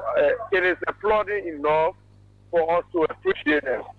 But I have a concern. I'm from the community, and there are a lot of medical issues. You're not yet to community near. Yeah, I did not yet to community, so I'm concerned. Okay, everybody want you to go to their community. Everybody. Hello? Yeah, good morning, Mr. Jackson. Good morning. What's your name? My name is Clarence Freeman, precisely calling from the AFC. All right, Freeman, I hear you. Yeah, I just want to know because I have my little child, but she got brain and her hand is not shaking. The veins are almost getting together. The hand is functioning, but the only two fingers are functioning. Okay, so your little child got brain, and her hand is not properly functioning. Yes. Only two fingers are functioning. Yeah. Okay, doctor. And her right hand, the hand that she can use to write. Okay, her right hand, she uses that to write. Okay, good morning. Yeah, good morning. Yeah, let's hear you. Okay, thank you. Thank you so much, Big Brother Clarence. I just want to take this time to appreciate your studio guests. They are doing excellent. So I would like to offer them prayer Islamically. Go ahead. Okay, by saying أعوذ بالله من الشيطان الرجيم بسم الله الرحمن الرحيم الحمد لله رب العالمين الرحمن الرحيم مالك يوم الدين إياك نعبد وإياك نستعين اهدنا الصراط المستقيم صراط الذين أنعمت عليهم غير المغضوب عليهم ولا الضالين. Amen. Yeah, thank you so much for your kind guest. So he was offering prayer for you in Islam. Yeah. Okay. Good morning. Yes. Good morning, Clarence. Good morning. What's your name? This is the voice of the man of the Morgan. I'm joining from East Island. Okay, Manuel. Go ahead. Yeah, let me say good news to the doctor in studio. They are doing well. Well, for me, I'm also know what could be the difficulties for those who come for that treatment. In terms of what? In terms of when you come after you are doing your checkup, you are registered. What would be your maybe a stopping point thing? You gotta be clear. You say what would be a stopping point? What do you mean? Be clear so they will know what you're talking about. Yeah, I'm trying to say in terms of money now. But they say you're not paying fasting. It is free. Okay. Okay, yeah, so because I wanted you to be clear now, honestly, yeah. Good morning. Good morning. Morning. Yeah, good morning. Good morning. How are you? Yeah, I'm doing fine. What's your name? Yeah, this is I called Okay, let's hear you. Okay, I want to say that the people that came along from Canada, are they students or are they trying to package or they are real doctors that are there to the team for a very long time? Okay, thank you. Good morning. No, we can't take you. Cut the radio off, please. Hello? The same thing here. Good morning. Good morning. Good morning. Yeah, good morning. I'm good. What's your name? My name is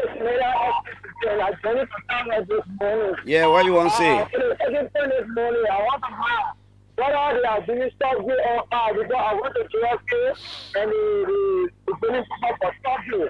After that, I don't have to come in to give me the schedule. So I want to know if they are surgery also. What kind of And when I'm surgery is coming it? to What kind of Taiwan, surgery are you talking about? eye surgery. Okay, I'm not sure they talk about that. I think they talk about glasses. Hello. Good morning, sir. Clarence, good Yeah, morning. so Good morning. you the final caller. Then we'll go back to the. Yeah, good morning. Let's hear you. Yeah, Clarence, thank you. I listened to the people there in the studio there, and they are doing well. And I said, God, thank you for them. But Clarence, this is a serious issue to the CDC headquarters. No, we know about that one. We won't get distracted. We'll come back to that. Yes, you're listening to all the callers, Doctor Bala. In fact, everybody want you to go to that place. Yes, so we're not going to go to all the communities. We'll not be able to see everybody. Like I said, hopefully our target is at least 500, and that brings somebody share a very interesting thing with me. Like it had a very strong message that you're walking on the beach and there was so many fish that have been stocked and they needed to go back in the water, like a whole floor, and somebody just picked one and threw it back in the water, and the other person said, but there's a whole bunch of them here. What the different I want to do? Say yes, there is a different just in the life of that one fish that went back into the water.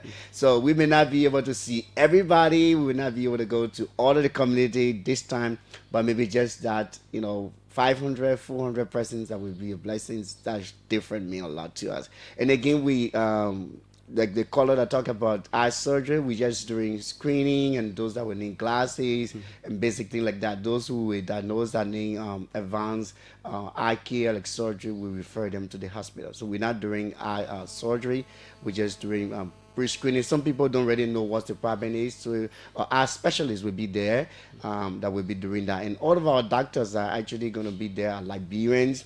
The foreign doctors that will be there are foreign doctors that are working in Liberia currently. So Pastor Soyan is a pastor. She's now a doctor. And so she came to get support, especially for the surgery babies' moms support.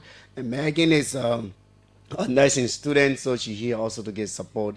And so all the people providing the consultation, specialists and licensed Liberian and doctors. So I'm going to make that clear. Okay. Anybody else want to say something?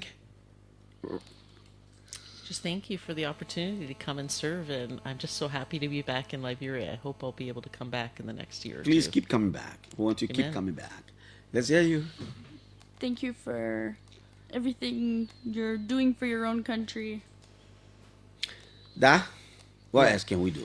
So just to emphasize again about the conference and the activities, a lot is happening, but by God's grace, we just want to make sure to say those of you who have registered for the conference, come. We're going to be there on tomorrow evening for the seminar, and also tomorrow morning in, yes, you're right, it's Massaquoi Town in Burrowville, Massaquoi Town, and Reggie Clinic tomorrow morning, and also on the 25th Street, Sinker, that is the New Covenant Artery Ministry adjacent the Lee Maida Salvation Army on the Saturday morning and evening. And Sunday, Sunday we're going to be at Royal Grand Hotel at 6 p.m. for our gala dinner. And those that have getting tickets, we want to say come. If you also listening to us, we want to say there are 3 categories of ticket and all has targets. The lowest one is $15 and on that ticket we have a picture of me and one of the babies that have had VP shunt surgery for water around the brain that is very hefty. Mom is doing pretty well for her, and we want to make sure all of the babies that are operated look like that baby. So for that ticket, money raised from that ticket at the gala dinner also goes to our surgery baby month support to make sure all of our babies that have VP shunt surgery will be hefty. And then we have the VIP ticket that is $100, $100 and it's for 2 person, like a couple, or it could be you and your daughter or your son. The $100 ticket is for 2 person, and that is the VIP one, and that goes to our professional medical training, our seminars, and all of that we're doing around. We want to make sure that support goes to it. And then lastly, we have the VVIP ticket is $200. It's for 3 person. It's a family ticket, and that goes to. We have a picture of an electric drill on it that we bought from the fundraiser last conference. And that electric drill is what I'm using currently at JFK. Last year I said we didn't have none at JFK and it was making work so difficult. So, but with that electric drill now, some soldiers I could do spending 4 or 5 hours, it can be done in 2 hours. Oh, And so we wow. want to say this kind of support we have help us do more even locally apart from what our friends come to do. So we want to say get in touch, get a ticket and be a blessing to Liberia and to the work we're doing. Dr. Bala, thank you ever so much for all you do for country. May God bless you. Thank you for everything. Thanks for coming. Thank Say you. hi to your husband on behalf of Dr. Bala and all of us Liberians. We are happy for whatever your family is doing for our country and our people through Dr. Bala. And say hi too to your friends, your family, and the people of Canada. Let them know that we love them. And I pray you keep coming. I pray you keep coming. Thank you so much. Can we? Okay. Thank you, Dr. Bala. Thank you so much. So they will be to Brevard tomorrow, and you heard all the other things he said. They will be to different community at different times. On Saturday is going to be the big one. They're not able to count on bombing now. Maybe in the future they'll raise, because you see, sometimes it's about support. It's about fundraising. That's why they're talking about the dinner. Go to the dinner, make your contribution to impact the lives of other people, and that is how it is. This is the OK Morning Rush. We are making rounds again. 9 o'clock, U.S. Ambassador Mark Turner will be here as our guest right here in the studio. He will be here. The ambassador of the U.S. will be here at 9 o'clock. Let's go over to Trukon Wepu. I keep getting this text message about something happening around the Sinkor area. Let's do this for our friends until 9 o'clock. When the ambassador walk in here, we can take Ambassador Mark Turner, and then it will take us up to 9:30. There will be no call-in segment with the we wanted to stretch it up for an hour, but we are told by the embassy that the ambassador have got a lot of meetings this morning, and so it's going to be 30 minutes. So we will not take calls. Because 30 minutes is so not too much of time. We really wanted to make it an hour. We're advised by the embassy that he will be having another meeting today. And so, yes, he'll be here at 9. I'm trying to talk to Trukon Wepu. I don't know whether Julius is still around town. Which of you is around town so that we can talk to you? Let me see what I can reach out to Nyanti Tokpa to give us a picture of what's happening anywhere, Congo Town or Sinkor, wherever, whatever is happening. Our people deserve to have the right to know, and so we're trying to see what we can do. And this is the OK Morning Rush. It's on 99.5 right here. Let's get this one going. Let's get this going. We'll be right back. Right back. Yeah. Is Nyanti available? Yes, I think Nyanti is now available. Nyanti, good morning. Morning, Clarence. Good morning. Good morning, Nyanti. You are running? Where? How? Where are you? What I'm heading to the gate, the southeast in the executive mansion. Earlier on, I was just at the intersection of the Public Procurement Concession Commission and that of the Ministry of Internal Affairs, where the police are currently posted with this checkpoint being placed there. So there where I was, and then I'm here at the Capitol. Okay. Did you pass? I mean, did you pass around the CDC headquarters? Have you got the information about anything going there? Because somebody was in a car and they called me and they were explaining something to me. Well, Clarence, we did what happened. I've been in line with Darius Kanga.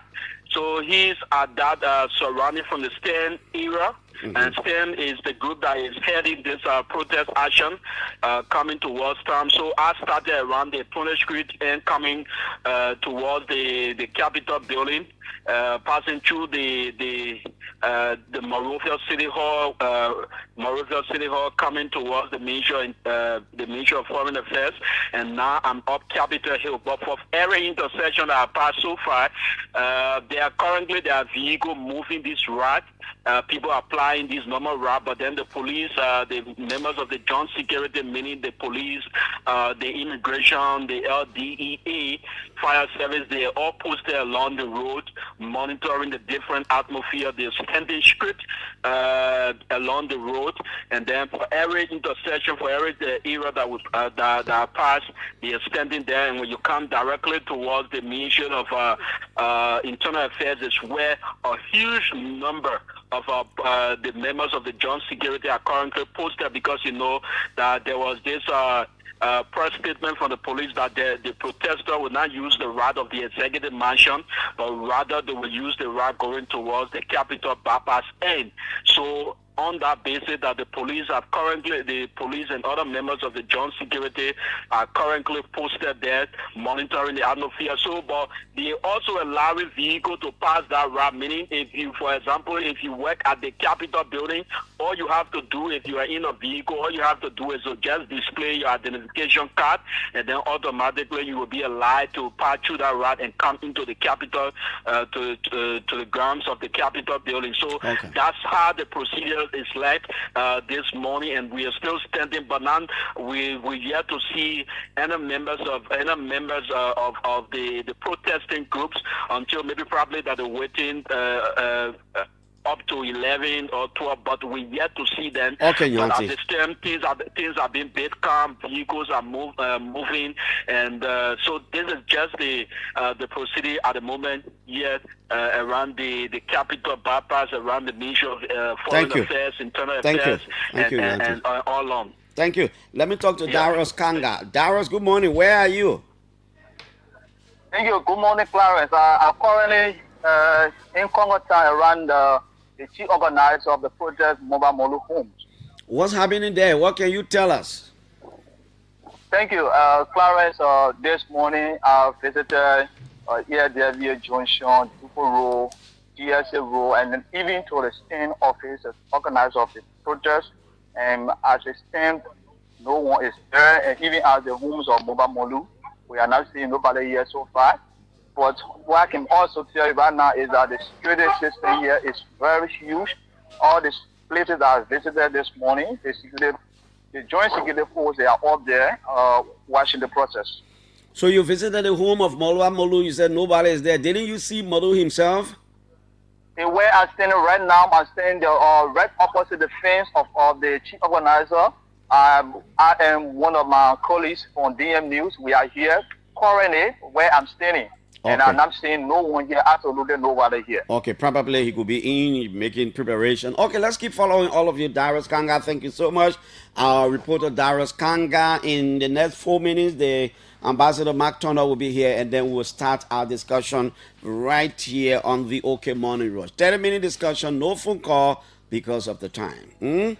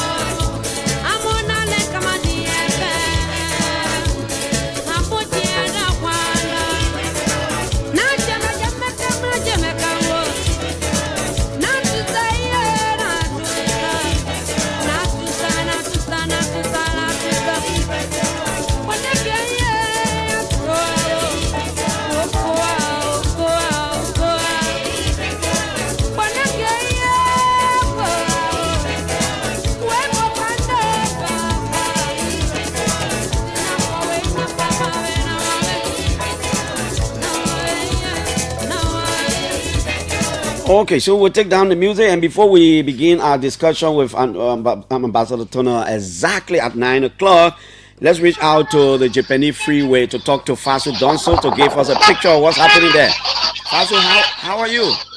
Yeah, I'm doing fine this morning, Clarence. What's a picture of what's happening at the Japanese on the Japanese freeway there? In fact, where are you? Currently, I'm standing at the Aminata gas station on the VP Road, Oro Junction. Are the protesters standing out now? Clarence, the area remains clear. Only few officers from the Liberia National Police are posted here, but the area remains normal. People are going by their, by their activity. Everything here look cool. Cars are moving. Motorcyclists are going about their business. People are moving here and there. Okay. The atmosphere here look good. Before reaching here, I visited the home of the head of the protester, Mobake Molu, in Kongota. The area there look empty. There's no sign of people showing up for the protest today. And from here, I'll be going to ESW Junction to make sure that to bring a clear picture of the situation there to our people. Thank you, Fasu. Except that, sometimes they're waiting in the afternoon. It's not safe to say as to whether people will not turn out because you don't know their strategy. They too have their own strategy about turning out to peacefully assemble. But I have Ambassador Mark Turner here as our guest. Like I told you, it's going to be 30 minutes. No phone call because of the short time. We understand the ambassador got a lot of engagement today. Mr. Ambassador, good morning. It's good to welcome you back to OKFM again. How are you? I'm very good. Thanks, Clarence. It's good to be here. I really appreciate you giving me the chance to say, or just to have a conversation one last time. Yeah, I think the last time. I think you're right. How's everything? Everything's good. As you reported on your show, I think last week, I'm going to be leaving Liberia a little sooner than I'd planned. I'm going to retire from the State Department, from the Foreign Service. So that's been a big decision, honestly, and one I didn't, frankly, take lightly. I've really enjoyed the last year that I was able to be here. For me, it was really such a career culmination to end where I began, if I could put it that way, as a Peace Corps volunteer. So it meant a lot to me. But I think in every life you kind of balance between professional and personal. And it was time for me to get back to my family and be back with them in the U.S. So not an easy decision, but I'm okay. I'm at peace with it. Fair enough. And like you say, Ambassador, that's a very big decision. It is, especially when you say sooner than you expected. Yeah. Did something push you?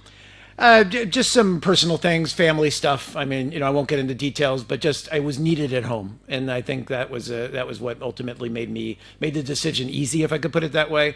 But by no means was it easy in the sense of I feel like we've done a lot here in the past year, certainly in the past 6 months, and if I could put it this way, we could talk a lot about this going forward, but further on the interview. But we've made a lot of changes in our relationship, a bilateral relationship, and so that's been tough, but also I think promising. So I feel like we're in a good footing now, but it wasn't easy to leave. But now the Liberian government is aware of your decision, am I correct? Yes, of course. Yes, and to be clear, before I went public and even announced it internally at the embassy, I let President Bolokai know, and also Foreign Minister as well. What did you achieve here as the U.S. ambassador to our country? There have been a lot of ambassadors coming here. What can we remember you for in the context of Liberia's diplomatic or bilateral, whatever relationship with the U.S.? What did you achieve? Boy, that's a big question, and I hesitate to take credit for anything because it's always a team effort when you lead an embassy. But look, I hope I'm remembered as someone who cares deeply about Liberia and its trajectory, where it's going. To come back after almost 30 some years away, and to compare it then to now, I think Liberia's come a long way, certainly since 2003. What I hope I'm remembered for is, frankly, someone who helped Liberia get on. Let me put it this way: Liberia's accomplished a lot on the political front since 2003. It's become a stable democracy. I know there's a lot of churn. We have protests today, but that's okay. That's part of any democracy is protest, political back and forth, dialogue. That's all part of it, discourse. But since 2003, it's had 3 free and fair elections. It's had 2 peaceful transfers of power, and you have 2 former presidents who live here. That's a lot for any democratic country, but especially one in this region. So there's been a lot, but where it's really lagged, if I'm honest, is on the economic development front. And so, that's where I hope we've laid the seeds for a real transformation. I think that the way Liberia is going to make real progress in economic development is through investment. We'd like it to be U.S. investment, but it can be, investment from other different countries as well. At the same time, you need to really provide an economic future for the young population that are here. So, if I hope we laid the seeds for is that economic development. Did I hear you say we are making progress now? And if you said that, what do you mean? Well, I think certainly we have we had a deal just before the president traveled to the United States to meet with President Trump with the Ivanhoe Atlantic. That's going to bring I think $10.8 billion into Liberia. That's not small money, as they say. That's significant investment. We also saw AML, ArcelorMittal, also expand its operations, so it's committed to being here for a long time. Those are big investments. What I'd like to see, honestly, is, and I think you will see, is growing that small and medium business environment here. I remember a trip I took up to Lofa where I met with small businessmen up there, small business people, because women are a vital part of that as well. And really, what I came away with was, one of the biggest problems they're facing is an access to loans, to credit. If you can fix that with the banking system by expanding it and by providing loans to these small businesses, you can grow that small and medium enterprise. I go back to, when I look at this country, and again, we'll get into the illegal immigration and all that. When I look at this country, how do you solve all of that? You solve all of that by creating opportunity here. And it's like I don't want Liberians to have to go seek that opportunity in the United States, certainly not illegally. I want them to find it right here, and that's what they need to. That's the key to the next phase of Liberia's development, if I could put it that way. The news of your retirement was greeted with mixed reaction amongst Liberians. It depended on who was speaking and who you talked to, especially, like you said, there was a major signing. The Liberian government did not announce that to the country. It took a U.S. embassy statement to alert Liberians that there was something signed. Something is being signed. President Boakai is about to go to the U.S., and then the news of Ambassador Tunnel retirement comes on. So there were a lot of speculation. Did you hear some of the speculations? I'm sure. And I'm fully aware as someone who's, by the way, let me correct myself. It's a $1.8 billion investment, which is a lot still, but I didn't mean to misspeak. I've spent a lot of time in the press back in the U.S. I was spokesperson for the State Department for like 7 years. I get it. I was kind of laughing to myself and to my colleagues when I said, when I was at the events that were happening just very quickly and coming together. It's all good. At the end of the day, I can only speak for myself and what we're trying to do. The Ivanhoe Atlantic deal, as I reminded people, that was 7 years of negotiation. And by the way, I think the reason why the government hasn't necessarily announced it full publicly is it still needs to obviously get approved by the legislature. That's a critical component in any democracy. But to just get it past the IMCC and to get it to where it was, I think was a huge success. I'll also be honest, while we weren't trying to force a deal before the trip to Washington, I have personally been pushing hard because I want to see some wins for Liberia before I leave. That's important to me. Some Liberians believe when Ambassador Turner gets back to the U.S. and with his family, not in a diplomatic role, probably he will be as bold as he's supposed to be. At this point, he's a diplomat wearing a diplomatic coat, and so he's kind of framing his words. What do you say to Liberians who think that retirement is not normal? Something happened. The ambassador don't want to talk about it, but either he was pushed, he's not satisfied, but something is beyond what he say he think he want us to know. You know, one thing when you're retiring, I certainly am I'm being a little humorous here, but you know, you don't mince words anymore because you know I'm retiring in a few weeks. Now this is all about my wife, who I love, and my kids, who I want to spend time with, and some things we have to deal with as a family. So that's it. But you know, again, I feel strongly about the trajectory of this country. I want to see Liberia succeed. I want to see the U.S. Be Liberia's partner of choice. Those are the things that matter to me in this job. You know, I'm aware that there's lots of other countries competing for Liberia's attention. You know, and that's okay. That's part of what diplomacy is too. So you know, that's what keeps me going and what has really fueled my my work in the last 6 months. But you know, we haven't even gotten to the fact that you know we've had to we've had a lot of hard work in the past 6 months in transforming that relationship, which also included you know shuttering U.S. assistance and USAID, which was not easy. You were here as a Peace Corps volunteer. Yep. You came back as ambassador to our country. Yeah. If you were to walk in the streets of Monrovia anywhere, you talk to a group of Liberians. Liberians believe that corruption and bad governance are amongst the many things undermining Liberia's progress.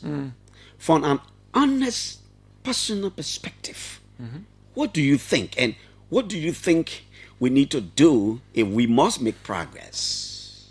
It's a great question and something we talk about all the time. Absolutely, corruption is a major obstacle. And as you say, it's so deeply rooted. I mean, I remember as a Peace Corps volunteer, it was like, you know, small stuff, like small corruption. And it also was partly like, you know, we'd go to a clinic and we'd have a revolving drug fund, which is something we tried to do, and we'd have it at the clinic. But, you know, we get there, and because the head of the clinic hadn't been paid for 2 months by the ministry, he ate the money, you know, because he needed to feed his family. That's corruption, but it's also small, you know. It's like, but it's partly. So how do you fix that?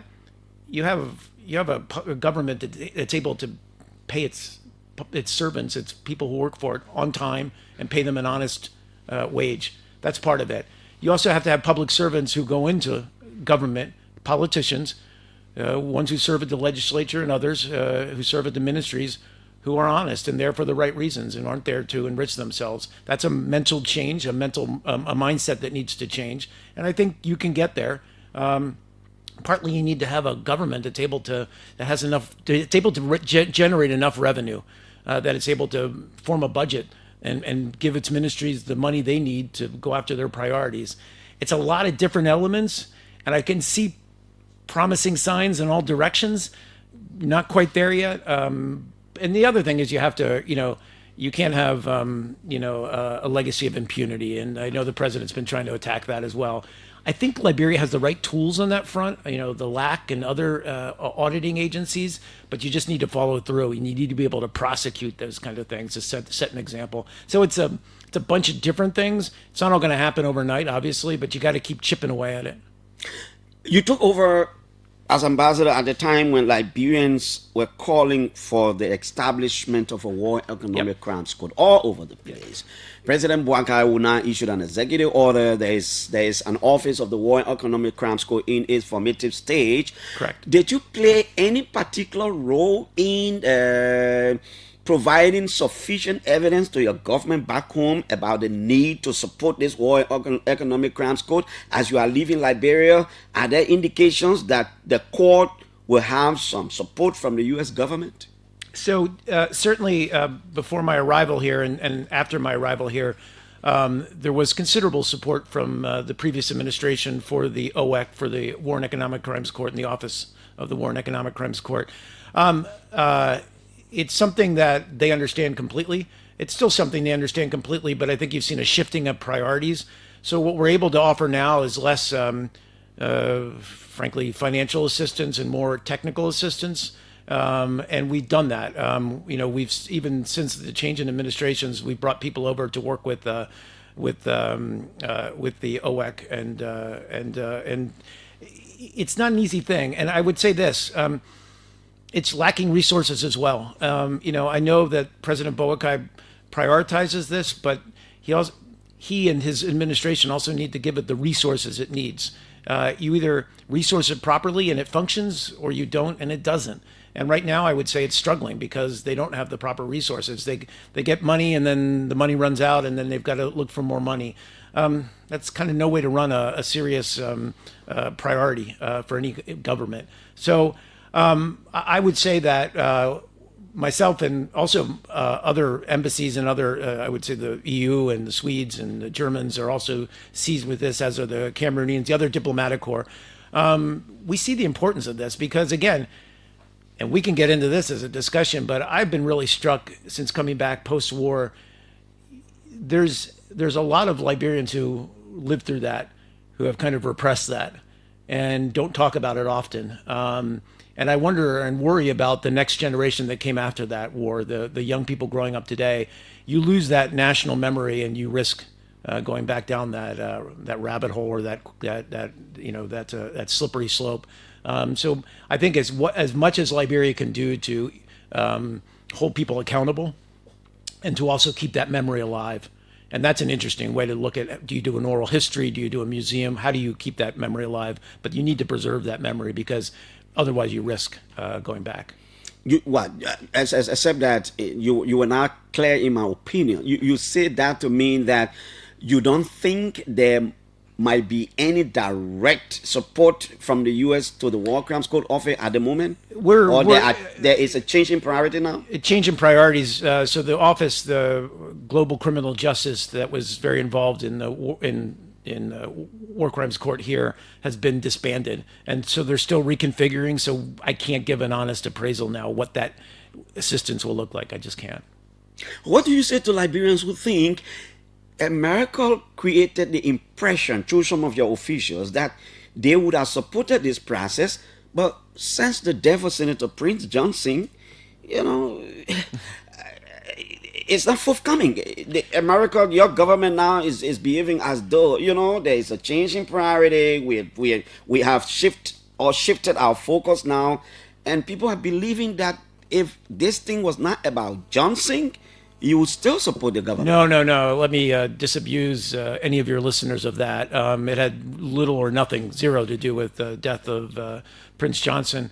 It has more to do with the change in administration and them coming in with different priorities and a different reorganization of the State Department. And again, I can't say definitively that there won't be assistance available in the near future or even the midterm future. It's just that we don't know at this point, because we're going through. I mean, I'm sure you're aware of this, but there was a dismissal of more than 1,000 employees from the State Department. Is that right, the number on that? Yeah, 1,300 just last week. That's pretty big upheaval internally for any organization, any institution to go undergo.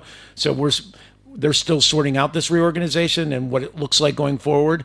And so I just can't speak to what money or what funds we'll have and assistance to have for something like this. But nothing to do with the death of Prince Johnson. There's other individuals out there who are culpable.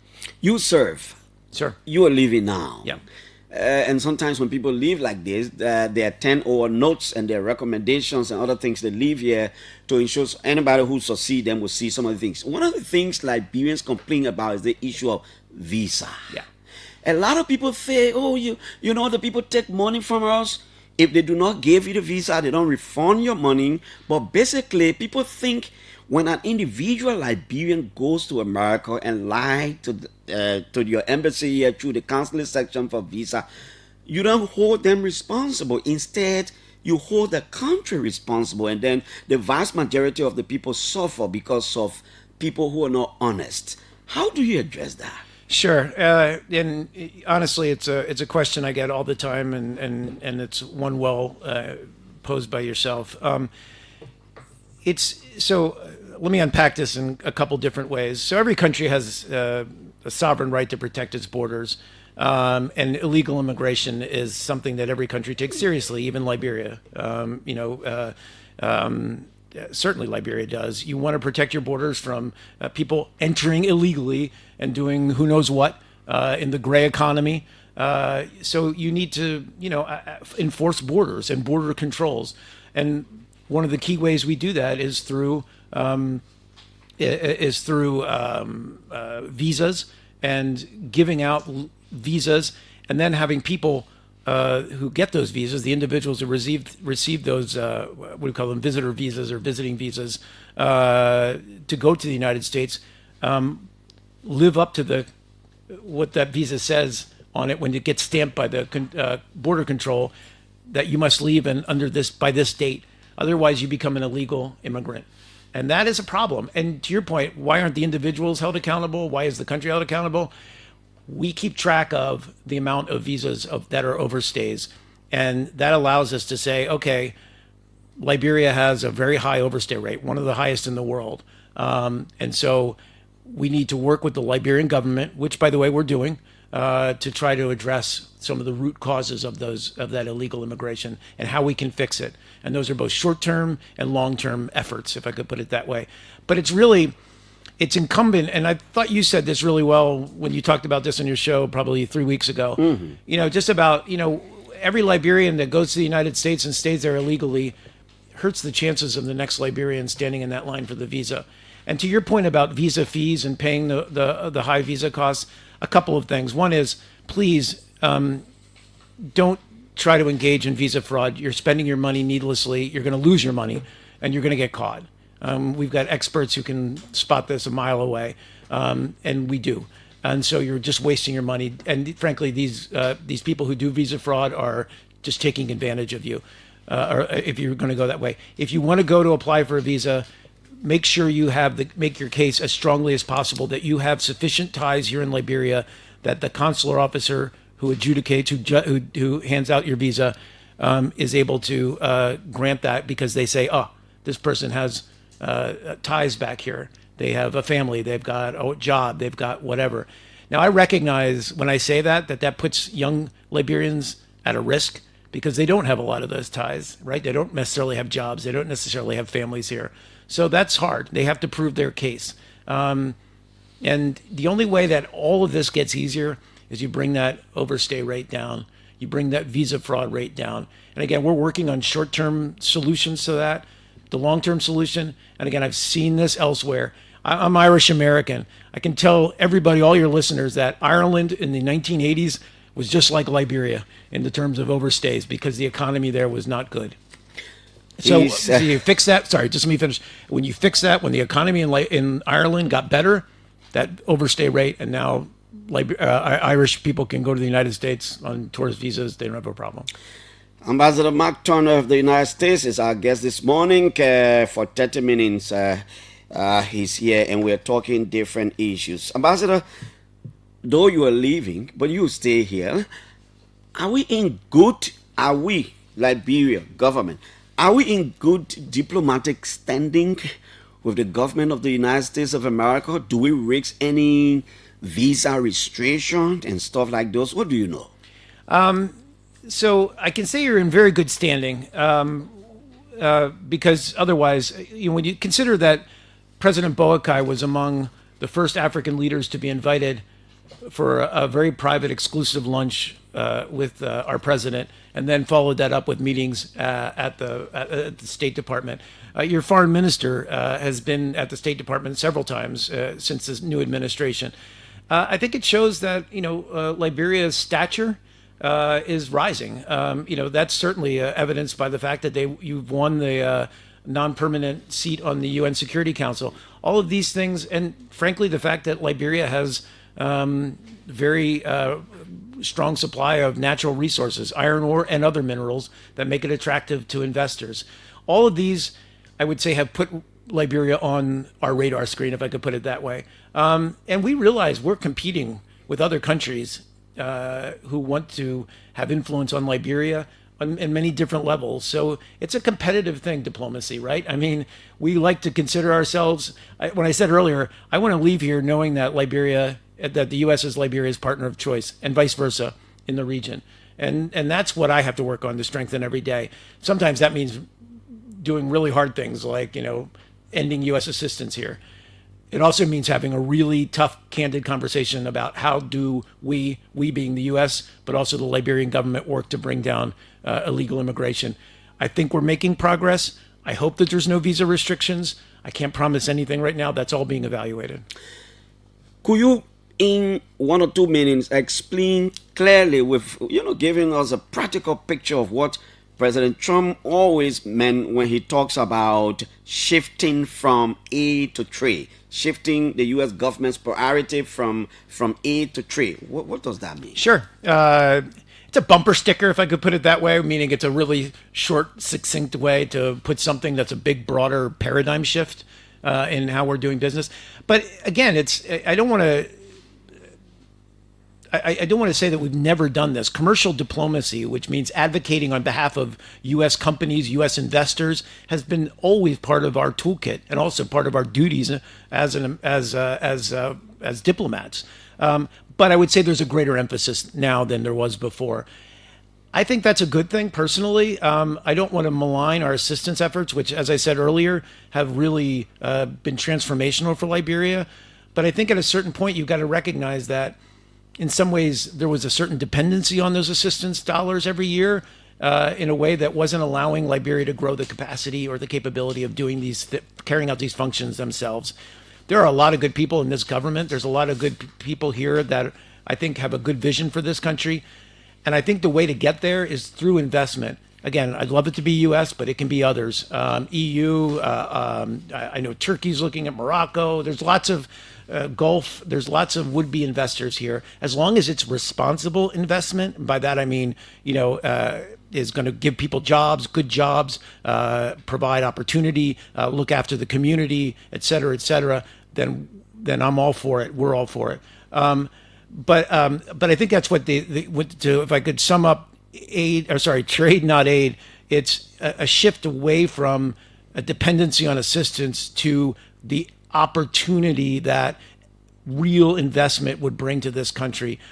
Liberia has a very young population. They need to provide that population with good paying jobs in order to have a safe, prosperous future. Ambassador, where do you go from here? Even though retiring now, what do you go? I'm gonna start my own radio show back in. Actually, I love radio. I started out in college. That. I did that in college. Yeah, I loved it. That's why I have the utmost respect for what you do, Clarence. Honestly, I said before, I listen to your show every morning on my way into work. It's not a long commute. I'm so grateful for that. But honestly, I do. And I think what you do, I'll get to my future, but I think what you do is so vital. And I always pick up, even if it's for 10 minutes, I get the interviews, the way you do them, the way you have your eyes and ears on the street with the protests this morning. It always gives me a nugget of just information that I didn't know before. So I appreciate it. I'm grateful. Well, it's important, honestly, and don't ever think it's not. And don't ever underestimate the impact that your voice and those of your colleagues in the media has. For me, I don't know. I'm trying to figure it out. I have done a lot of call it what you will, public relations, strategic communications, public affairs. I like that. I like being out, engaging. But I also really like if I could put it this way, the issues that matter in Africa, whether it's in Liberia in some private capacity. I don't know. I also like teaching. So I'm wide open. I just got to figure that's what I'm spending the next couple months trying to figure out. I know, Ambassador Turner. Thank you so much as you retire home and go to your family. Thanks. And I can see you in the morning, just waking up from bed, thinking about Liberia and those things. But before you go, what is that one thing you want to leave with us, Liberians? That message that is so touching, that have touched you, that you think, no, I can't go back without letting this out. Sure. Believe in yourselves. Believe in Liberia's potential to look after its own affairs, to develop its own potential economically, politically. Trust in your systems. I know that's hard sometimes in a democracy, but do so. And believe in your institutions. And really go out and seize your future. And I'm speaking almost not specifically to young Liberians, but mostly to them, as believe in your country, believe in the future. And stay here and invest in this country. And by that I mean emotionally, but also financially, give back to your country. That's the way you really build a future.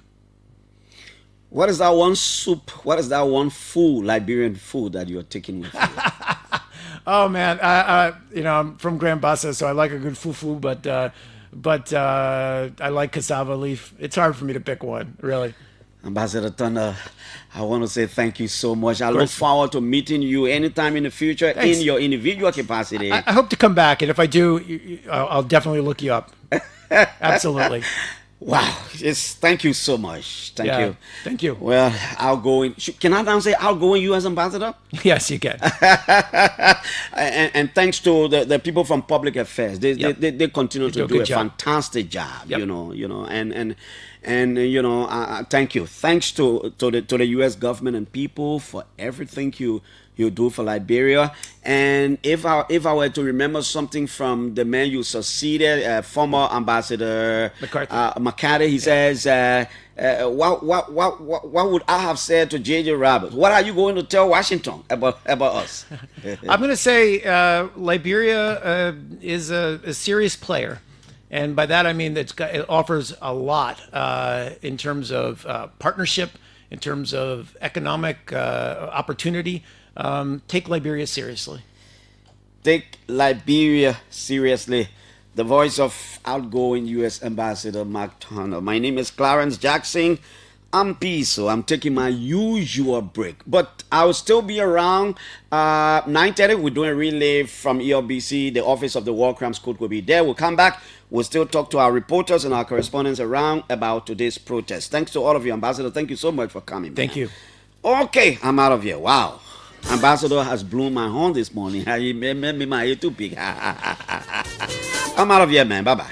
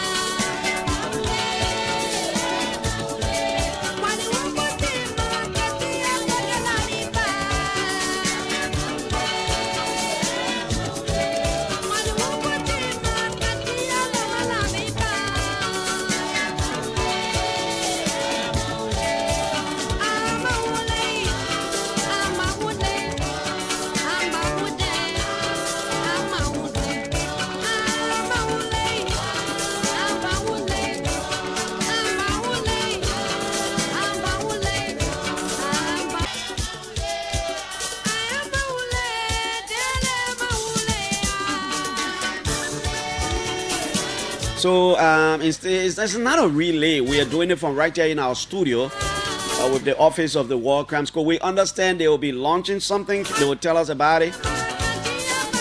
Man can't walk here. Just can't intimidate me because I used to be a correspondent. What's that? I just want to Christopher Selly. Okay, so coming up shortly, Councillor Bermin is here, Christopher Salif is here, Office of War Crimes Court. They will tell us about the launch, what is it, how we impact the work, what significant contribution it will make to the establishment of the court. So, it's a whole process.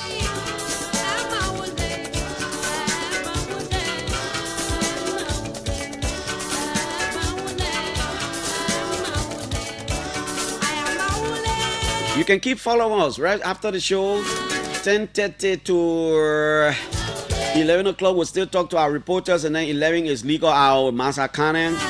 When we come back in the afternoon, we'll still cover the protests wherever they are. And our reporters are deployed in the field already.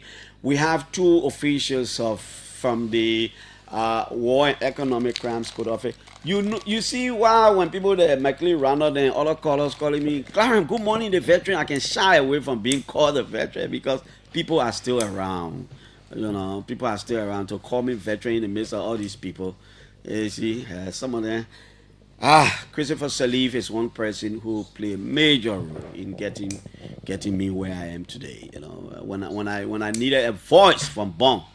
They exposed the voice, and today we are here where we are. The man not retired, into agro journalism. Jealously, he won't tell anybody what he's doing. I go plain paper, everything that. I'm consoled, man. Chris, good morning. Good to have you, man. Good morning, Clarence. Good morning to your listeners. Good morning to the people of Liberia, and I'm amazed. This is my second time in this studio. The first time was with the late Zeno Miller. Really? Peace be to his ashes. And the last time I came, I just saw a familiar photo. My grandfather, Zeze Reed. Okay. Peace be to his ashes. Okay. And thanks to the management and the entire team of OKFM. Good to be here. Thank you. You are here in what capacity, please? I'm here as head of media and public affairs of the Office for the Establishment of War and Economic Crimes Court and chair on communication and publicity of the National Outreach Launch. Okay. Let's hear you. Council, just introduce yourself briefly. So I'm Councillor Frederick Elembwemi. I am the Director for Operation at the office responsible to lead the establishment of the War and Economic Crimes Court, as well as the National Anti-Corruption Code. Okay. So we also have here one of Liberia's newest PhDs. Martin Colley, they want a real PhD now, honorary. Everyone, let's hear you. Just please introduce yourself. He's been working long in transitional justice. I remember in Bong, many times we'll go to Polokpa, you want to know this, that. But let the people hear you talk. Good morning, Clarence, and good morning to Councillor Bwemi and Mr. Salif. I'm Aaron Wee. I'm the director of the Tuko Institute for Social and Economic Research. I'm supporting work. We have a formal partnership so I'm part of the outreach and communication team, and helping the public understand what is it that OWEG is doing. I'm happy to be here. Okay. So this show is being relayed on Scar FM, and thanks to the folks there. Who's going to start?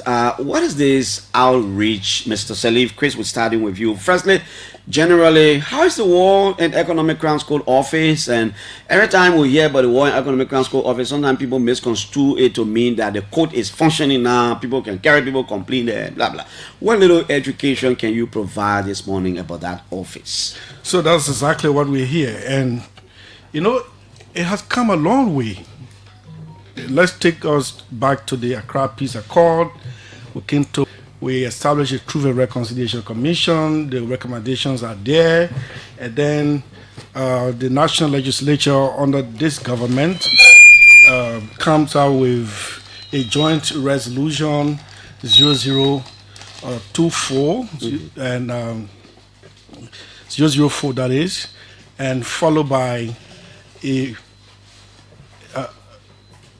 what we call Executive Order 131 from the executive mansion by the president, setting the pace for the establishment of a war and economic crimes court and a national anti-corruption court. The first appointment was made, withdrawn based on wisdom. I want to say, President wanted an inclusive process, and the bid was open. The search team was set on to go, and the search team recommended names to the executive mansion. In those names was then the dean of the Louis Arthur Graham School of Law, Dr. Jala A. Babu, who was preferred by the president and appointed and asked to commence immediately. So he had to relinquish or tender in his resignation from the Louis Arthur Graham School of Law as dean, and immediately started running the office for the establishment of War and Economic Crimes Court. So Frederick is a Liberian lawyer, a revered Liberian lawyer. Some of the legal instruments that got us here today, Frederick will speak on that. But I just wanted to give the historicity of where we come from and what we are about to go. Okay. Councillor Baby, you want to add anything? Well, basically, he's laid the foundation. So we are here today. And to be here today, obviously, we've come through 2 different executive orders. Key amongst everything is to lead the establishment of the War and Economic Crimes Court, as well as the National Anti-Corruption Court. That cannot be done or achieved without working with all of our people, our partners, the general population, and everyone together.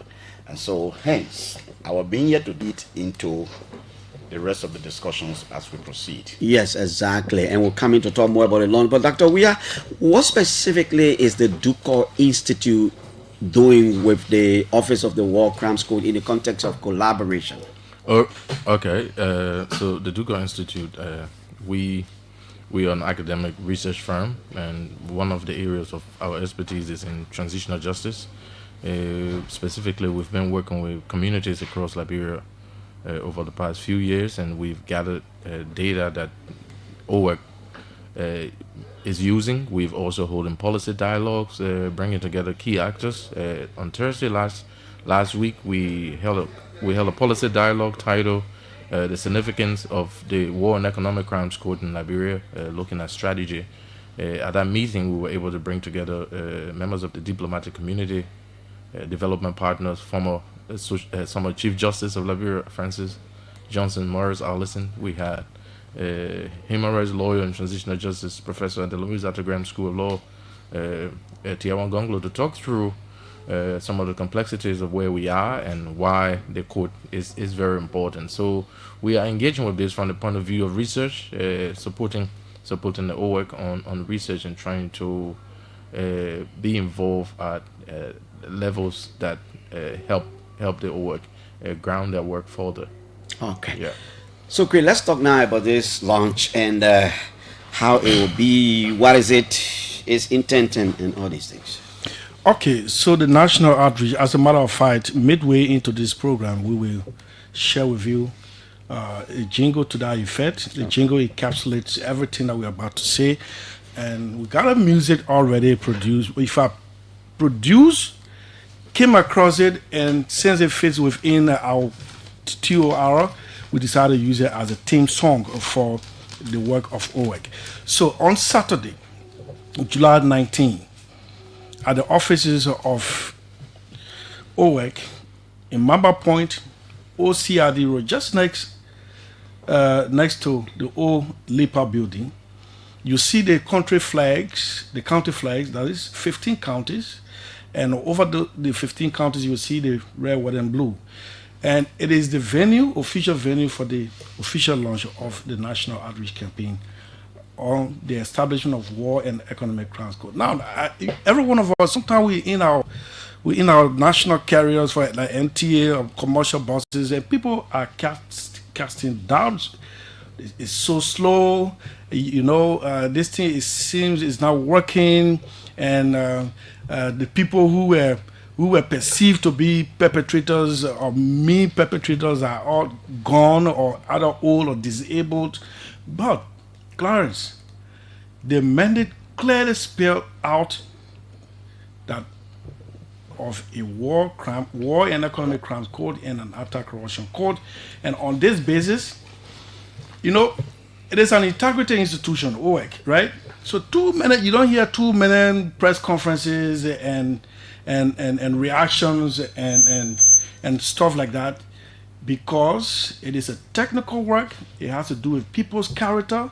So anytime you see us come out in the public, that means we've done all our due diligence, check and balance before we can come up with this information. So we've come now to tell you that on Saturday, July 19, the National Outreach Campaign for the establishment of the two courts, that's the War Economic Crimes Court and that of the Anti-Corruption Court, will be launched on Saturday, July 19, and it promises to be a great. This is what do you call launch? And there's going to be a rollout subsequently, right?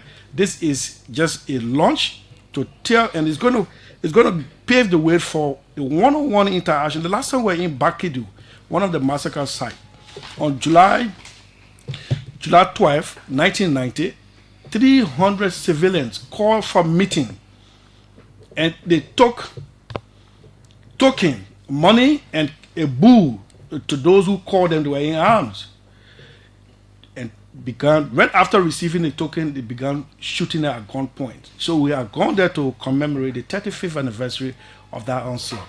So, as part of our work, we are going door to door, hamlet, from one hamlet to the other, from one county to the other, to tell the Liberian people it is an inclusive process, it's open, and it is about time that all of us get on board. And the only way that can happen is to launch, and after the launch, you see a rollout going into the various counties. Now, Aaron, these kinds of initiatives would not have been where we are without the effort of people like you. I mean, either knowingly or unknowingly, but you've been working in this thing many, many years. Transitional justice. You've been throughout the length and breadth of this country. Do you think the appetite has died, is dying? Liberians still want people to account. What is your research telling you, Aaron? Okay, thank you. So, just to go back to 2 years ago, the Afrobarometer study tried to assess Liberian attitudes on war and economic crimes code. The initial percentage in 2022 suggested that about 78% Liberians expressed strong desire, and then in 2024, which was last year, is about 86%. It has increased. It's gone up. It has increased. So that's a very interesting reference to see where the society is in terms of how strongly people want this. The confusion here has been is the perception that this code was targeting one or two persons, which is not true. What I want to say here is that one of the value of this process is not about grabbing one or two persons and putting them in jail. No, it goes beyond that. One of the first things is, what was the war about? Some people think it was grievances in the 80s between Guilds and Minors. Others think it was the antagonism against ethnic crimes government in the 80s. Others seem to suggest that it was after the 1980 military takeover, and it was based on the machinations of so-called miracle Liberians that led to the civil war. This is the master narrative on the Liberian conflict. What it tells you is that there's no consensus on what the war is about. And so you will appreciate why OWEC is so important. If we lend this process to a critical judicial review, what emerges beyond the indictment and conviction of people is that we have a thorough history on the Civil War. I was reading through Jungle Jabba trial in the States, and the pages, I think it was about 200, the background, the ruling and everything in 275 pages. So just on one case alone, you have that level of documentation. Imagine subjecting some of the major sites of massacres and major actors in the war. What we produce at the end of this process is a comprehensive history that now filters into the writing of the Liberian general comprehensive history. So we have to see the big picture here. It's not about grabbing one or two persons and putting them in jail. It's about, and you will see some of the early messages, it's about tomorrow. And the younger generation we have today, what are we leaving behind for them? and not to say, all right, let bygone be bygone, and they have no history to read. You have your kids in high school, they are not reading on there is no history on the Civil War. In Rwanda, after the genocide in 1994, Rwandese could not agree on a history to write. They could not agree on it. But eventually, they got past it, and they said, all right, this would be the approach. Today, Rwandese have a history to write. We are not there yet. This process gave us a good chance of getting to the place of writing a comprehensive and general history on the Liberian Civil War and beyond. Councillor, I mean, this is huge. You know, the awareness is a huge process going to major massacre sites in the country, and engaging counties and leaders and talking to them about the importance of this thing. You know, you launch Saturday. When do you start? When do we start to see you? In fact, we were being seen before the launch. After the launch, we're going to accelerate and elevate our rollout and engagement with the public. But there's one thing you need to understand. Our institution, OEC, is committed to ensuring that every Liberian and the general population can understand exactly what transitional justice is all about. This is what we have engaged with. Saturday is very important because it is going to mark a turning point to rallying the entire country and our international partners towards the march for healing and reconciliation. Accountability is what we look up to. This whole thing about the launch is part of our roadmap. Now, we all need to understand that what we are doing, it is not an armchair process. It is something that is calculated. It is something that is planned. We're being guided. And so our roadmap takes into consideration outreach from start to end. So we're talking about since 2024 up to 2033. All right. So that entire period, we're going to be presenting different messages to the people, because it is very important to understand exactly, even our office, OEC, what is OEC about? There are a number of persons that may not know what we're doing, how we do it. All right. And you just mentioned when we started, and you said, look, many persons see the office as the court. No, it is not the court. All right, so we will have to engage them. We have to make sure you understand the need to be a part of this process, and that's another way to make sure that we all can come. So we get out there to you.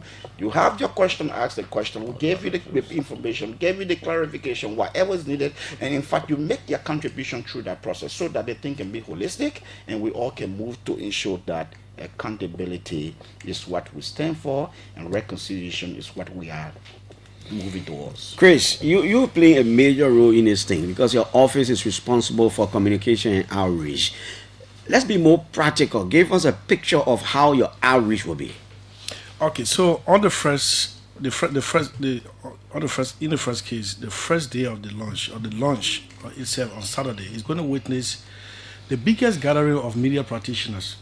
We've made all of our contacts. We've sent all of the invitations, and I'm not talking about just Montserrat, across the country, right? So it's going to be an event where no part of this republic is going to be left out on that day. No part of it. And we are reaching out to those places, whether hard to reach or easy to reach, through the magic of radio and the available technology when it comes to radio broadcasting. You are invited. Maybe for the third time you'll be there. Okay. So how, besides the media aspect, you know, yesterday there were pour in of people who have interest in attending the occasion, and we were trying to at last minute time meeting to cross the T's and dot the I's for the occasion. We're trying to measure the capacity of the office, whether we can hold all of the people wanting to. So I'm telling you, this is not only a national issue, it is a global issue. I got a contact from from a call from the VOA, not the VOA, France 24, the English version. They want to be part of it. They want to send their correspondent. They already have one on the ground, but they want to send a beef up to that. The world sees this, based on the information being sent out, sees this as a landmark event that will rather make Liberia or break Liberia. And we at OWEC, we have a slogan. We have to close our bitter chapter, and to close it, it is to engage you as we establish the two courts. So we always say justice is not to revenge, it's to heal. You will hear it most of the time.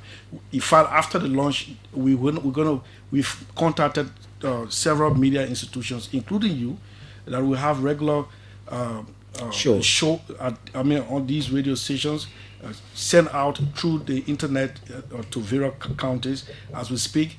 All the 15 counties, at least 2 radio stations in each county has been contacted and are ready for the launch on Saturday. The speeches will be made. Transitional justice actors are gearing up. As you can see, Dr. Weah, who is member of the communication outreach team, and the PUL is on board. Wangosa, the women NGO, they are on board. The head of the mobilization for this occasion is Mr. Sheikh Kamara. He's listening. He's on his way here. He is the head of the Peace Building Office at the Ministry of Internal Affairs. So everyone is included, and because the executive director, Dr. Babu, has a policy of no exclusion. As a matter of fact, on that day, if you come, you'll see a sign language interpreter. When you come, you see the Braille version that is for visually impaired, Braille version of the program sheet. So we're working every facet of our society to include everyone so that we can have a final closure to our national path. And that is the establishment of the two courts, as I said, War and Economic Crimes Court and that of the Anti-Corruption Court. As a matter of fact, the head of the Division of Anti-Corruption, the learned professional Asatuba Kenneth, heads the launching committee, and she has ensured that all divisions or all committees make reports daily to her to ensure that the success of this occasion. So it is all set, and except you don't come, but for us, and I know you will come, but for us, all is set, and it's going to be a blast. It's going to be an event that is going to train Liberia for the better, a future better. You ready for intimidation tactics again? Dr. We let me come back to you. You and Councillor Baby, there's still some Liberians who say, there's been a sensational hostilities here since 2003. We've had uninterrupted elections. Some of the people who are supposed to be witnesses for some of the major occurrences probably are not around. Some of the people who committed some of the worst atrocities, let's let this thing go. What do you say to those kinds of people? Thank you. I mean, that's one of the main questions that have gone around, that we're 22 years since the peace agreement, we're 35 years since the war started. We are late in the game. If you compare where Liberia is and where Sierra Leone was, the Sierra Leonean agreement after 1999, they went straight to it in 2001. So Sierra Leone almost didn't miss a beat. But again, transition post-conflict society are complex societies. Things are not as smooth as you see in other places. Why we cannot allow this to go is that I think Bemi or Salih made this point. In post-conflict Liberia, we're seeing a lot of vices of the war being normalized.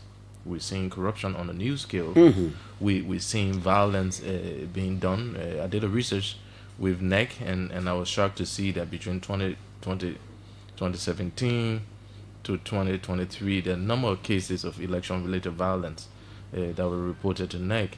And you see this emerging in so many different forms. And the deterrent measure by this court, when established, will send a very powerful message. And then I think the responsibility is still on the older generation. And when I mean the older generation, I'm referring to the new census that put about 26% of Liberians who were old enough to see the Civil War, and Liberians who were young, born after the peace agreement and immediately prior to, account for about 74% of those who have no knowledge, no independent knowledge of what the war was about, rather than what we have told them, their parents have told them. So you see, the responsibility is still with the minority demographics, those who were old enough to have seen the Civil War, and that responsibility is to be a part of this process. However late, there is still an opportunity. I agree there have been missed opportunities over the last 22 years, but there are still a great deal of opportunity. Going back on Sally's war about the messaging, this is now a revenge process. This is a very important message. You heard talk about witch hunting. You heard the members of the signatories of the Accra Peace Agreement have mobilized, to sort of oppose this process. But this process is not about revenge. I totally agree with this message. Let's go back to the TRC report for a minute. The TRC did a good job, but most Truth Commission end up their process by verifying the information provided in the report. The report the TRC was radical, naming names of people. Now, are all those names backed by sufficient evidence? If you ask me, someone who studied the report for the last 20 years or for the last 16 years, I would say no. Does OWEC provide an opportunity when the code is established to sort of clean people off the record, people whose name may have been by accident placed in that report? I think this process provides a very good opportunity. We've seen in courts, in Liberian courts, cases of defamation, cases of libel have come up. Why? Because some people are using some of the information provided in the TRC report, and those whose name have been mentioned are fighting back and say, no, you don't have the right to use this, you don't have the evidence. So we are seeing on the sidelines of the transitional justice process a new kind of conflict that is emerging. People want to protect their name, people want to protect their images, they're taking matters to the court. In some cases, the court has ruled in their favor. So I think this national process provides an opportunity without revenge, but just going through a clear and transparent process so that people whose name may have been wrongly included in the TRC report can have their day in court, backed by evidence, and the rest of it. So I think this is late. They have some missed opportunity, but it is still it's still a golden opportunity that we have before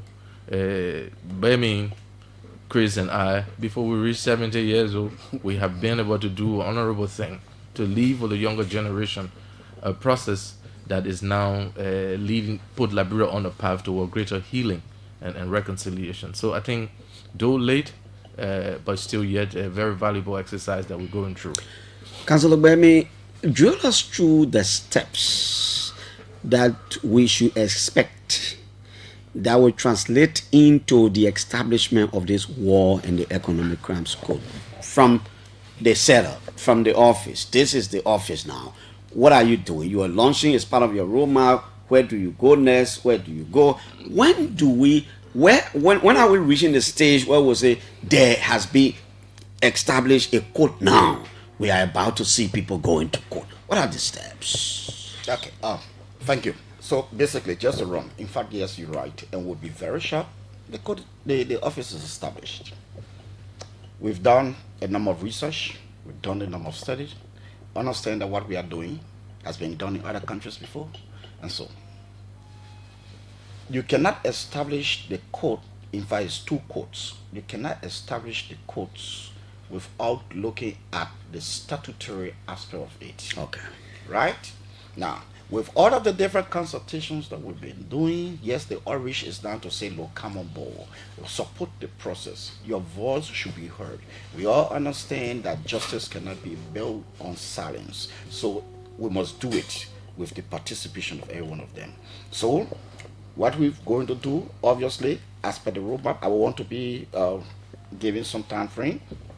2026 November, we are talking about operationalization. And what that means, it means that you have an act that will be drafted, it will be submitted to the legislature, The legislatures will have to pass on it. They will enact it into law. Once it is enacted into law, I'm talking about the National Anti-Corruption Code. Once it is enacted into law, you get the judges. You make sure it is properly staffed and manned. And I mean, because the code is anticipated. In fact, there are discussions ongoing with respect to independence vis-a-vis, specialized. Should it be independent, specialized National Anti-Corruption Code? Should it be within the jurisdiction of Liberia? Yes or no, our judicial process of standard, or what should it be? Should it be hybrid? Is it possible? These are questions and things that are still going on. But yet, given that being the sideline with respect to all of the different research and investigations that have been done, you have the act. And once the act is done, obviously you have a staff and ready to proceed. You receive cases and then start trial. And if you cannot exonerate yourself with respect to your own evidence, obviously you are left to it. Now, the War Crime Code. That's another aspect. Just a bit of peace. Yes, we'll go through the issue of having acts and stuff.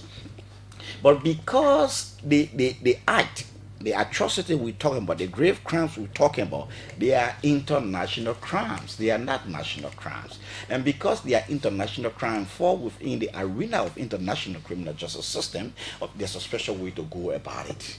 All right? There are countries in the world that have it enshrined in their constitution, making provision that, look, when those kind of offenses are committed, obviously they move in and have their national structure to deal with it, unlike ours. All right? So when we are proceeding with the act, obviously we'll also need this agreement either with the UN or the AU or the ECOWAS, because Gambia did theirs with ECOWAS. All right? So you need that agreement. That will also be a booster for you as the country involved with such an international effort. Once that is done, the next aspect we have to start looking at now is to, hey, look at issue of capacity. All right? We need to have judges, and we have agreed that obviously it's going to be hybrid. So if it is hybrid, it is, I like to use the simple definition for hybrid, anywhere between 99% national to 99% international. All right? We're going to be applying national as well as international laws. All right? The procedure, the processes, all right, the rule. In fact, the composition of the code alone is obviously going to be a stand-alone code all by itself. So all of these, once we have the enactment, we have the agreement, you have all of the necessary things put in place, whether it is the issue of the infrastructure, making sure that the infrastructure conforms to the international security standard, all right, to run the process, then of course I think we're ready to do. Security is a very huge part of it. But given the whole process as it is, there are different things we need to take into consideration, and we need to make sure that we are also putting them into place. It is along our timeline. The issue of psychosocial services provision is very important. The issue of witness protection is very important. All right, the issue of victim support is very important. It is cardinal. Making sure that we have witness protection that we talk about. Yes, we have. Liberia started something, but when it was being drafted, or the act that we have with respect to witness protection, did it anticipate war crime? All right? Or protecting witnesses involved with war crime? Also, we're going to be moving in that line, in that sequence, to make sure that the act, that the code, the war crimes code, is operationalized. It is war and economic crimes code.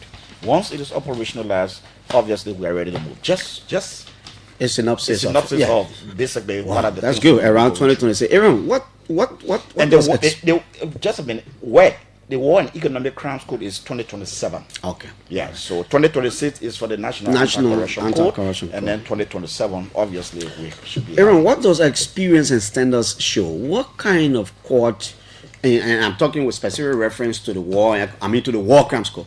What kind of code do you think we need to have? A hybrid code?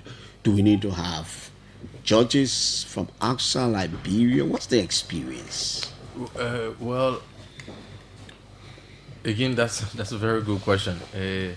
Generally, the reason why after conflict and when you're dealing with international crimes such as war crimes, crimes against humanity, and where these crimes cannot be amnestied, you need to have a sort of superstructure that subordinates domestic courts in a way. When my reference to domestic court, I'm talking about the Supreme Court, and the rationality for this is because after such prolonged conflict, such as Liberia and the collapse of the Liberian state, there is very little faith in national courts. There are issues of political interference. The justice system is compromised. So you need to have a structure that rises above that and that enjoy public confidence. We are still struggling to adjudicate land cases. We are still struggling to adjudicate so many other cases.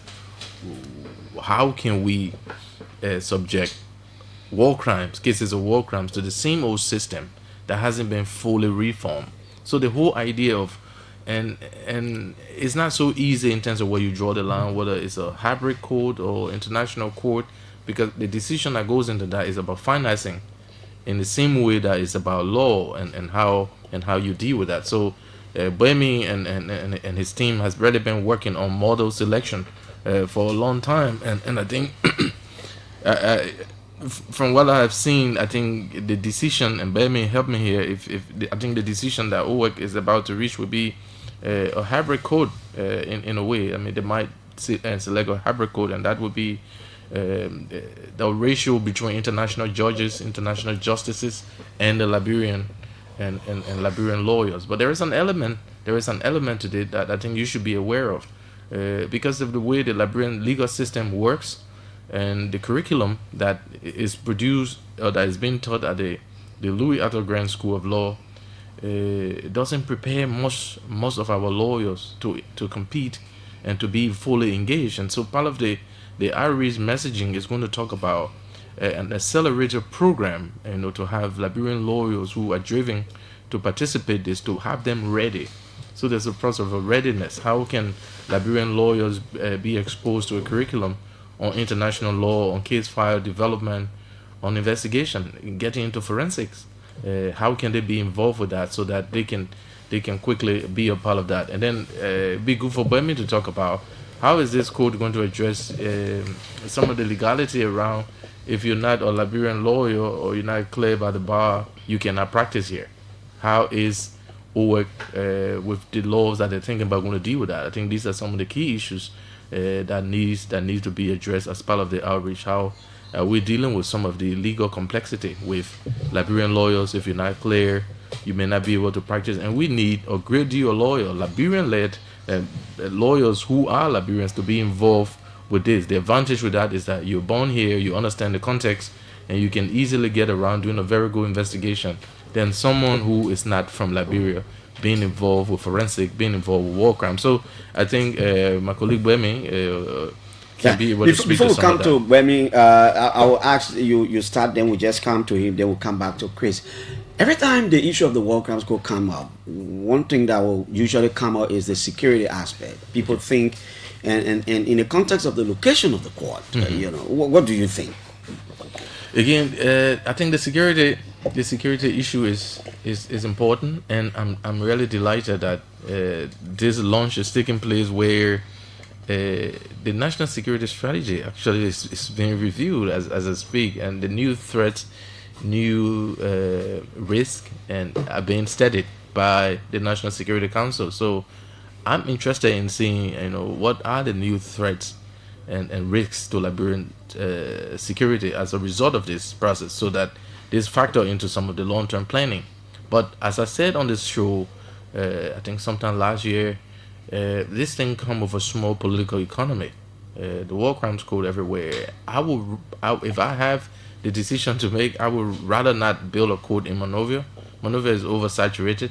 I will find a more symbolic place. But in Liberia, I will find a more symbolic place. Maybe you take Lofa, you take Riverses, you take Grand Kipma or Bapolo. These are the 3-4 counties that record the highest size of massacres. Can we use one of these places and take some form of development there? I mean, to build a code and the supporting infrastructure will transform a place like Bapolo, for example.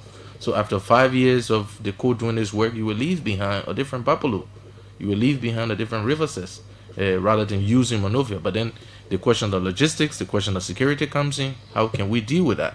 But so I think these are key concerns of security, but they're also concerns of development. How can we use this process to roll out development in different parts of Liberia? But I mean, let's hear you. So, Council. basically, like he mentioned, I've always answered this question using other countries that have been involved with it, with war crimes, and accountability. So, I've said to them, listen to me. You have Sierra Leone, a very simple example.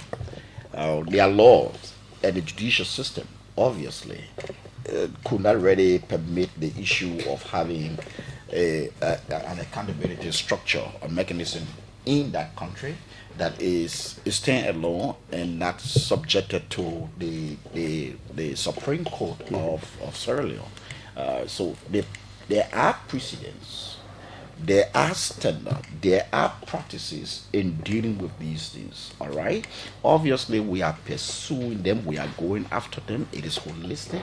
The judiciary is not isolated from this process. They are also a very key stakeholder. So we are still around the table. We are discussing it, but they do understand that in the precedents will be followed in terms of what it takes for the establishment of the War and Economic Crimes Court and how we proceed. It is good for us to understand and to know that while we are proceeding and going back to some of what Aaron just talked about, the issue of trying to have a locality for the court infrastructure is very important. So what we've done, and like we said before, everything is plain, it is mapped up, and it is being looked at. There is a committee that is going to be responsible to make sure they can do that selection. And once that selection is done, obviously, because it is not the office. Remember, we are leading the process. And we are not dictating the process. And the fact that we are leading the process, all of these that he just mentioned are taken into consideration. Discussions are being held around them. And the decision will be the Liberian people's decision as to where to place it. Because it is a matter of precedent that in many instances, places that the court should be positioned, there are things to take into consideration. He talked about the issue of security as well. Many practitioners in the arena of accountability services provision have said it is good to have the structure around places that are highly hit. All right, so all of these are on the table. We are using the yardstick, we are looking at the indicators, and we want to make sure that it is properly positioned, all right, in a place that is accessible.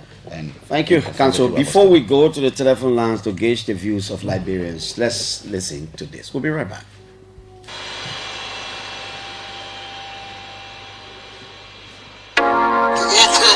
Is amongst. Gather now before the gathered and pray. Look at the Habed massacre. Look at the Luchin Church massacre. Look at the Nima raid. Look at the cow feed Tubu Road massacre. Economic criminals. Bring them to justice now. Bring them to justice now.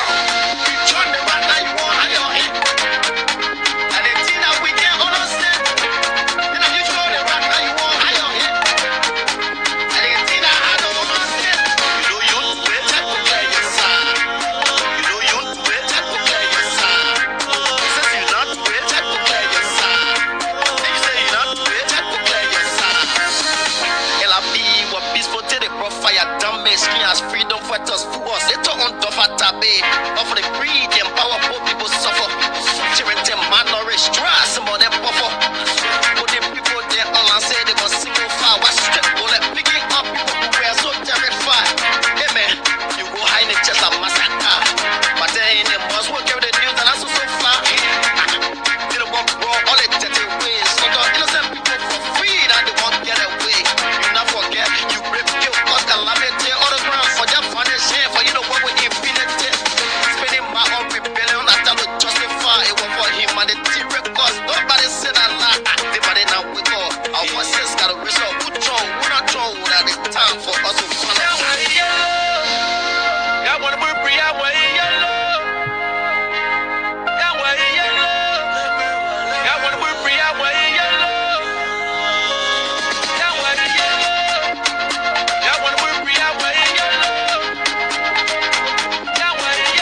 Okay, so we just wanted to give you a gist of the song, so you can call us now on 0777-700-9995, 555-995-995. We can take a few minutes to take calls, and then we'll go right back to our guests right here. You're following the discussion. Good morning.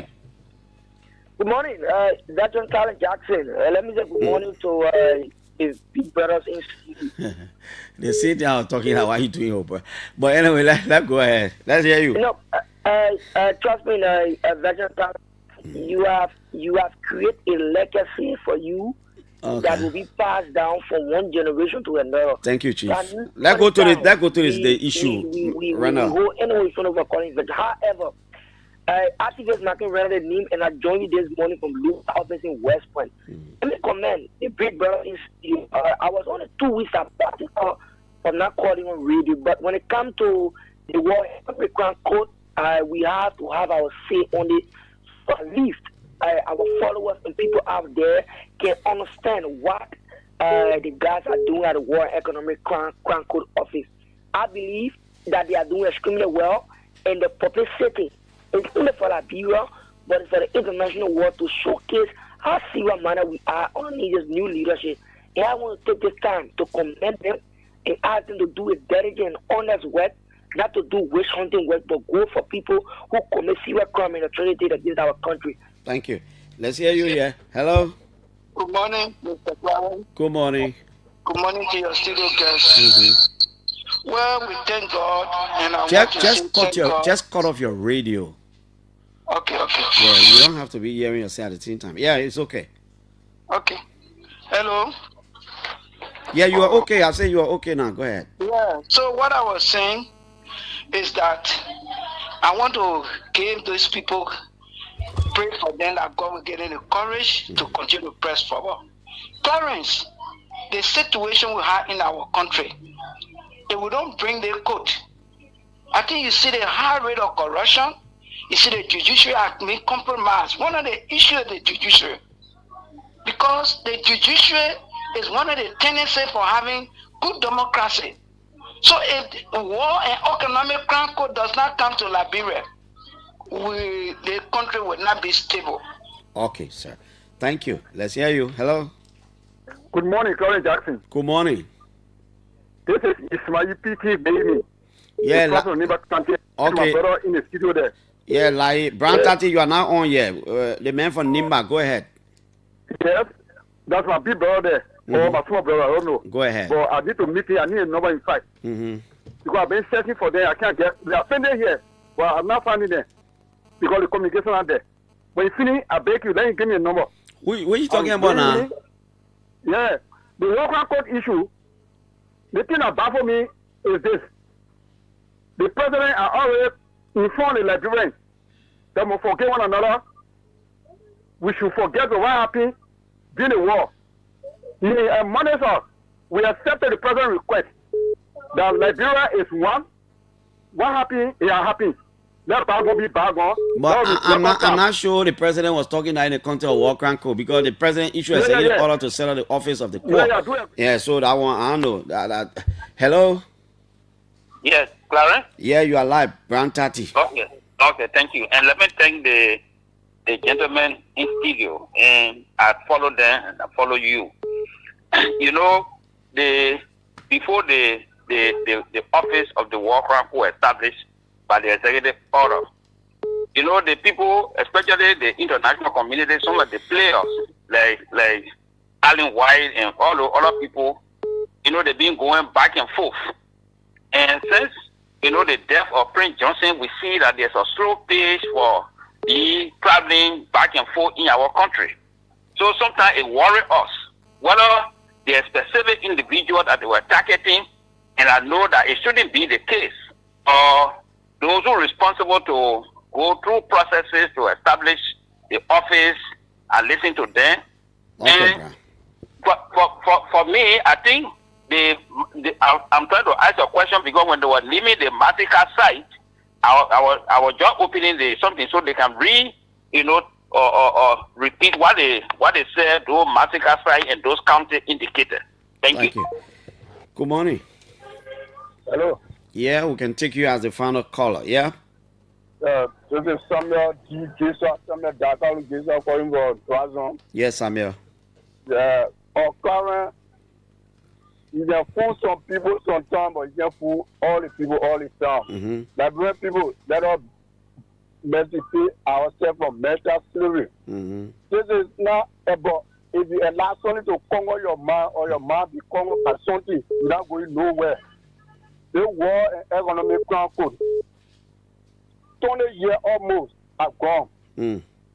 We have to have that crown, that war and economic crown code ever since. Mm-hmm. But because, if I would say this, because the American people, they are the powerful, they are the richer, they have the power in the whole world. But they will force chapter for another world code in another country. So we the Liberians, our land not important.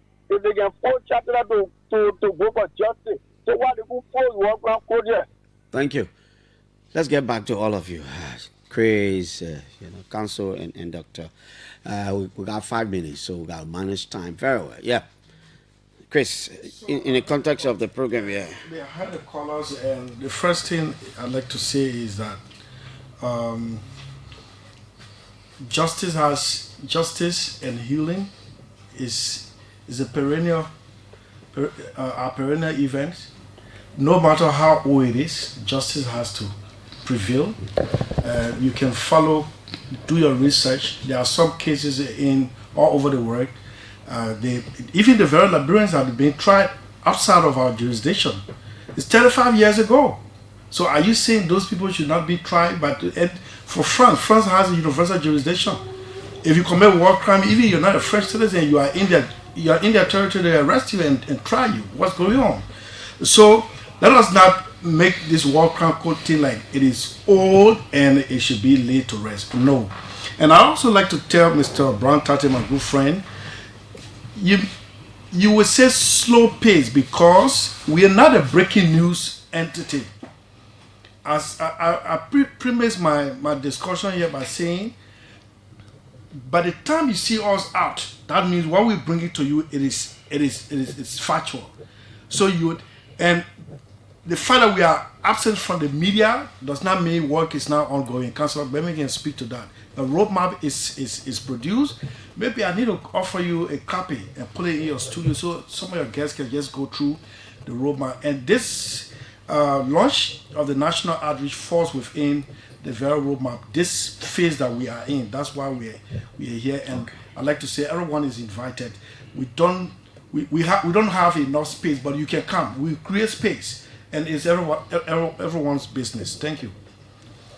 So just quickly, we want to reassure, and we will continue to assure the general population and our partners that we are on course and we will do this in record time. In fact, the time frame we are using to establish and operationalize the 2 courts, it is history, because to even establish a war crime court in the different countries we've had it before takes pretty close to 4, 5, 6 years before you talk about anything. But we are now looking into just going pretty close to 3 years to do that. We are on course. We are following the plan. The plans are laid out, and we are going to deliver in time. I want them to remember that it's not just about prosecution. It is also about making sure that we can build stronger system. It is not about revenge. It is about making sure that Liberia can be healed and all Liberians can be on the same page. Reconciliation is very key. You saw the number of steps that have been taken in the last few days. We will continue looking at the establishment and the operationalization of the War and Economic Crimes Code as well as the National Anti-Corruption Code. We are taking the conversation to the people. We want their participation. Everybody should get on board so that we can move to where we want to go. It is justice for all. It is healing for all. Thank you. That's good. Dr. Wia, let's conclude right there. Yeah, so in my closing remarks, I will make two critical points. One is on what one of the callers said about Borka making forgiveness and saying things. I think that's a message that's been a little misconstrued. And then I will close on financing, how the concerns around government commitment towards this process. but President Burka, we all witnessed more than almost 2 weeks now, when we had this prominent Rwandan who led and delivered the speech on national reconciliation, and followed by President Burka's apology. Apology is actually one of the recommendations in the TRC report. The president, we expected that from Adan Salif, we expected that from President Weah. Somehow, President Burka appears to have been more courageous to have delivered the first post-war apology. So that's consistent with what the TRC recommended. That doesn't in any way imply that President Burka was dismissing the current effort of the establishment of War and Economic Crimes Code. No, that's a wrong reading of it. On the issue of financing, apparently Bemi and Chris have been a little shy to talk about that. Much of this work has been done with our financing, and this is important. And I should go on record to say, in some way, President Salif hasn't been given much credit for what she did when the Liberian budget was not quite 100 million. She dedicated for 4 years $1.4 million to the TRC. If you compare to how much the Liberian government funded the TRC, it pales in comparison with what Sierra Leone had. Much of the Sierra Leonean funding from the TRC was given by the Peace Building Commission. I'm drawing attention to where is our revenue now, and we're in this new space of no to aid and more to trade. And I'm trying to say the success of this process would depend largely on the government financial commitment. With a rise in our revenue, and if we prioritize clearly enough, you can have a government. If Salif gave 1.4 million to the TRC almost 17, 18 years ago, what can this government give consistently to this process? Because the U.S. is on record to saying we're not going to get any funding. If the strategy... In fact, the ambassador was here a few minutes ago. Very good. He was not clear. Very good. So if the strategy is still looking towards the Americans, if the strategy is still looking towards the European Union, then we're not going to get this process effectively executed. It has to be a Liberian-driven process where 80%, if you ask me, 80% of our revenue, if we're building all these roads and putting our money in building roads and doing other things, why can't we look at the value of this process and say, all right, let's put the required revenue and resources behind it? So I just wanted to end on that we have a precedent of supporting national process, even with very low budget envelope. We can do that now. Now that the revenue is growing, we can do that, especially if we think that this is more of a priority and not just a side show. Yeah. And I think the government should be intentional. Thank you. Dr. Weah, thank you so much. So Clarence, just before you sign off, let me extend thanks to Sky FM for relaying, Atinan in Barclayville, and Super Bongi in Obon County for relaying this broadcast. Tomorrow will be on ELBC, Prime, and other community radio stations across the country. As part of this inclusive process, the diaspora, watching through your internet link, I just received a text from the United States that they are on board. UK representative of the diaspora, we're talking about Marcy Pakio, is on board. He was in a meeting yesterday. Liberians in China, on the Asian continent, they are on board, and Africa as well. So the inclusiveness of this is complete. Thank you, Chris. Thank you so much. We take a break. We're coming back here. We are still focusing on the protests. We want to talk to our reporters, but that is we'll do that in a few minutes. And then 11 o'clock, Massa Khan will walk in here to do the legal hour. We're coming right back. Let's take a song.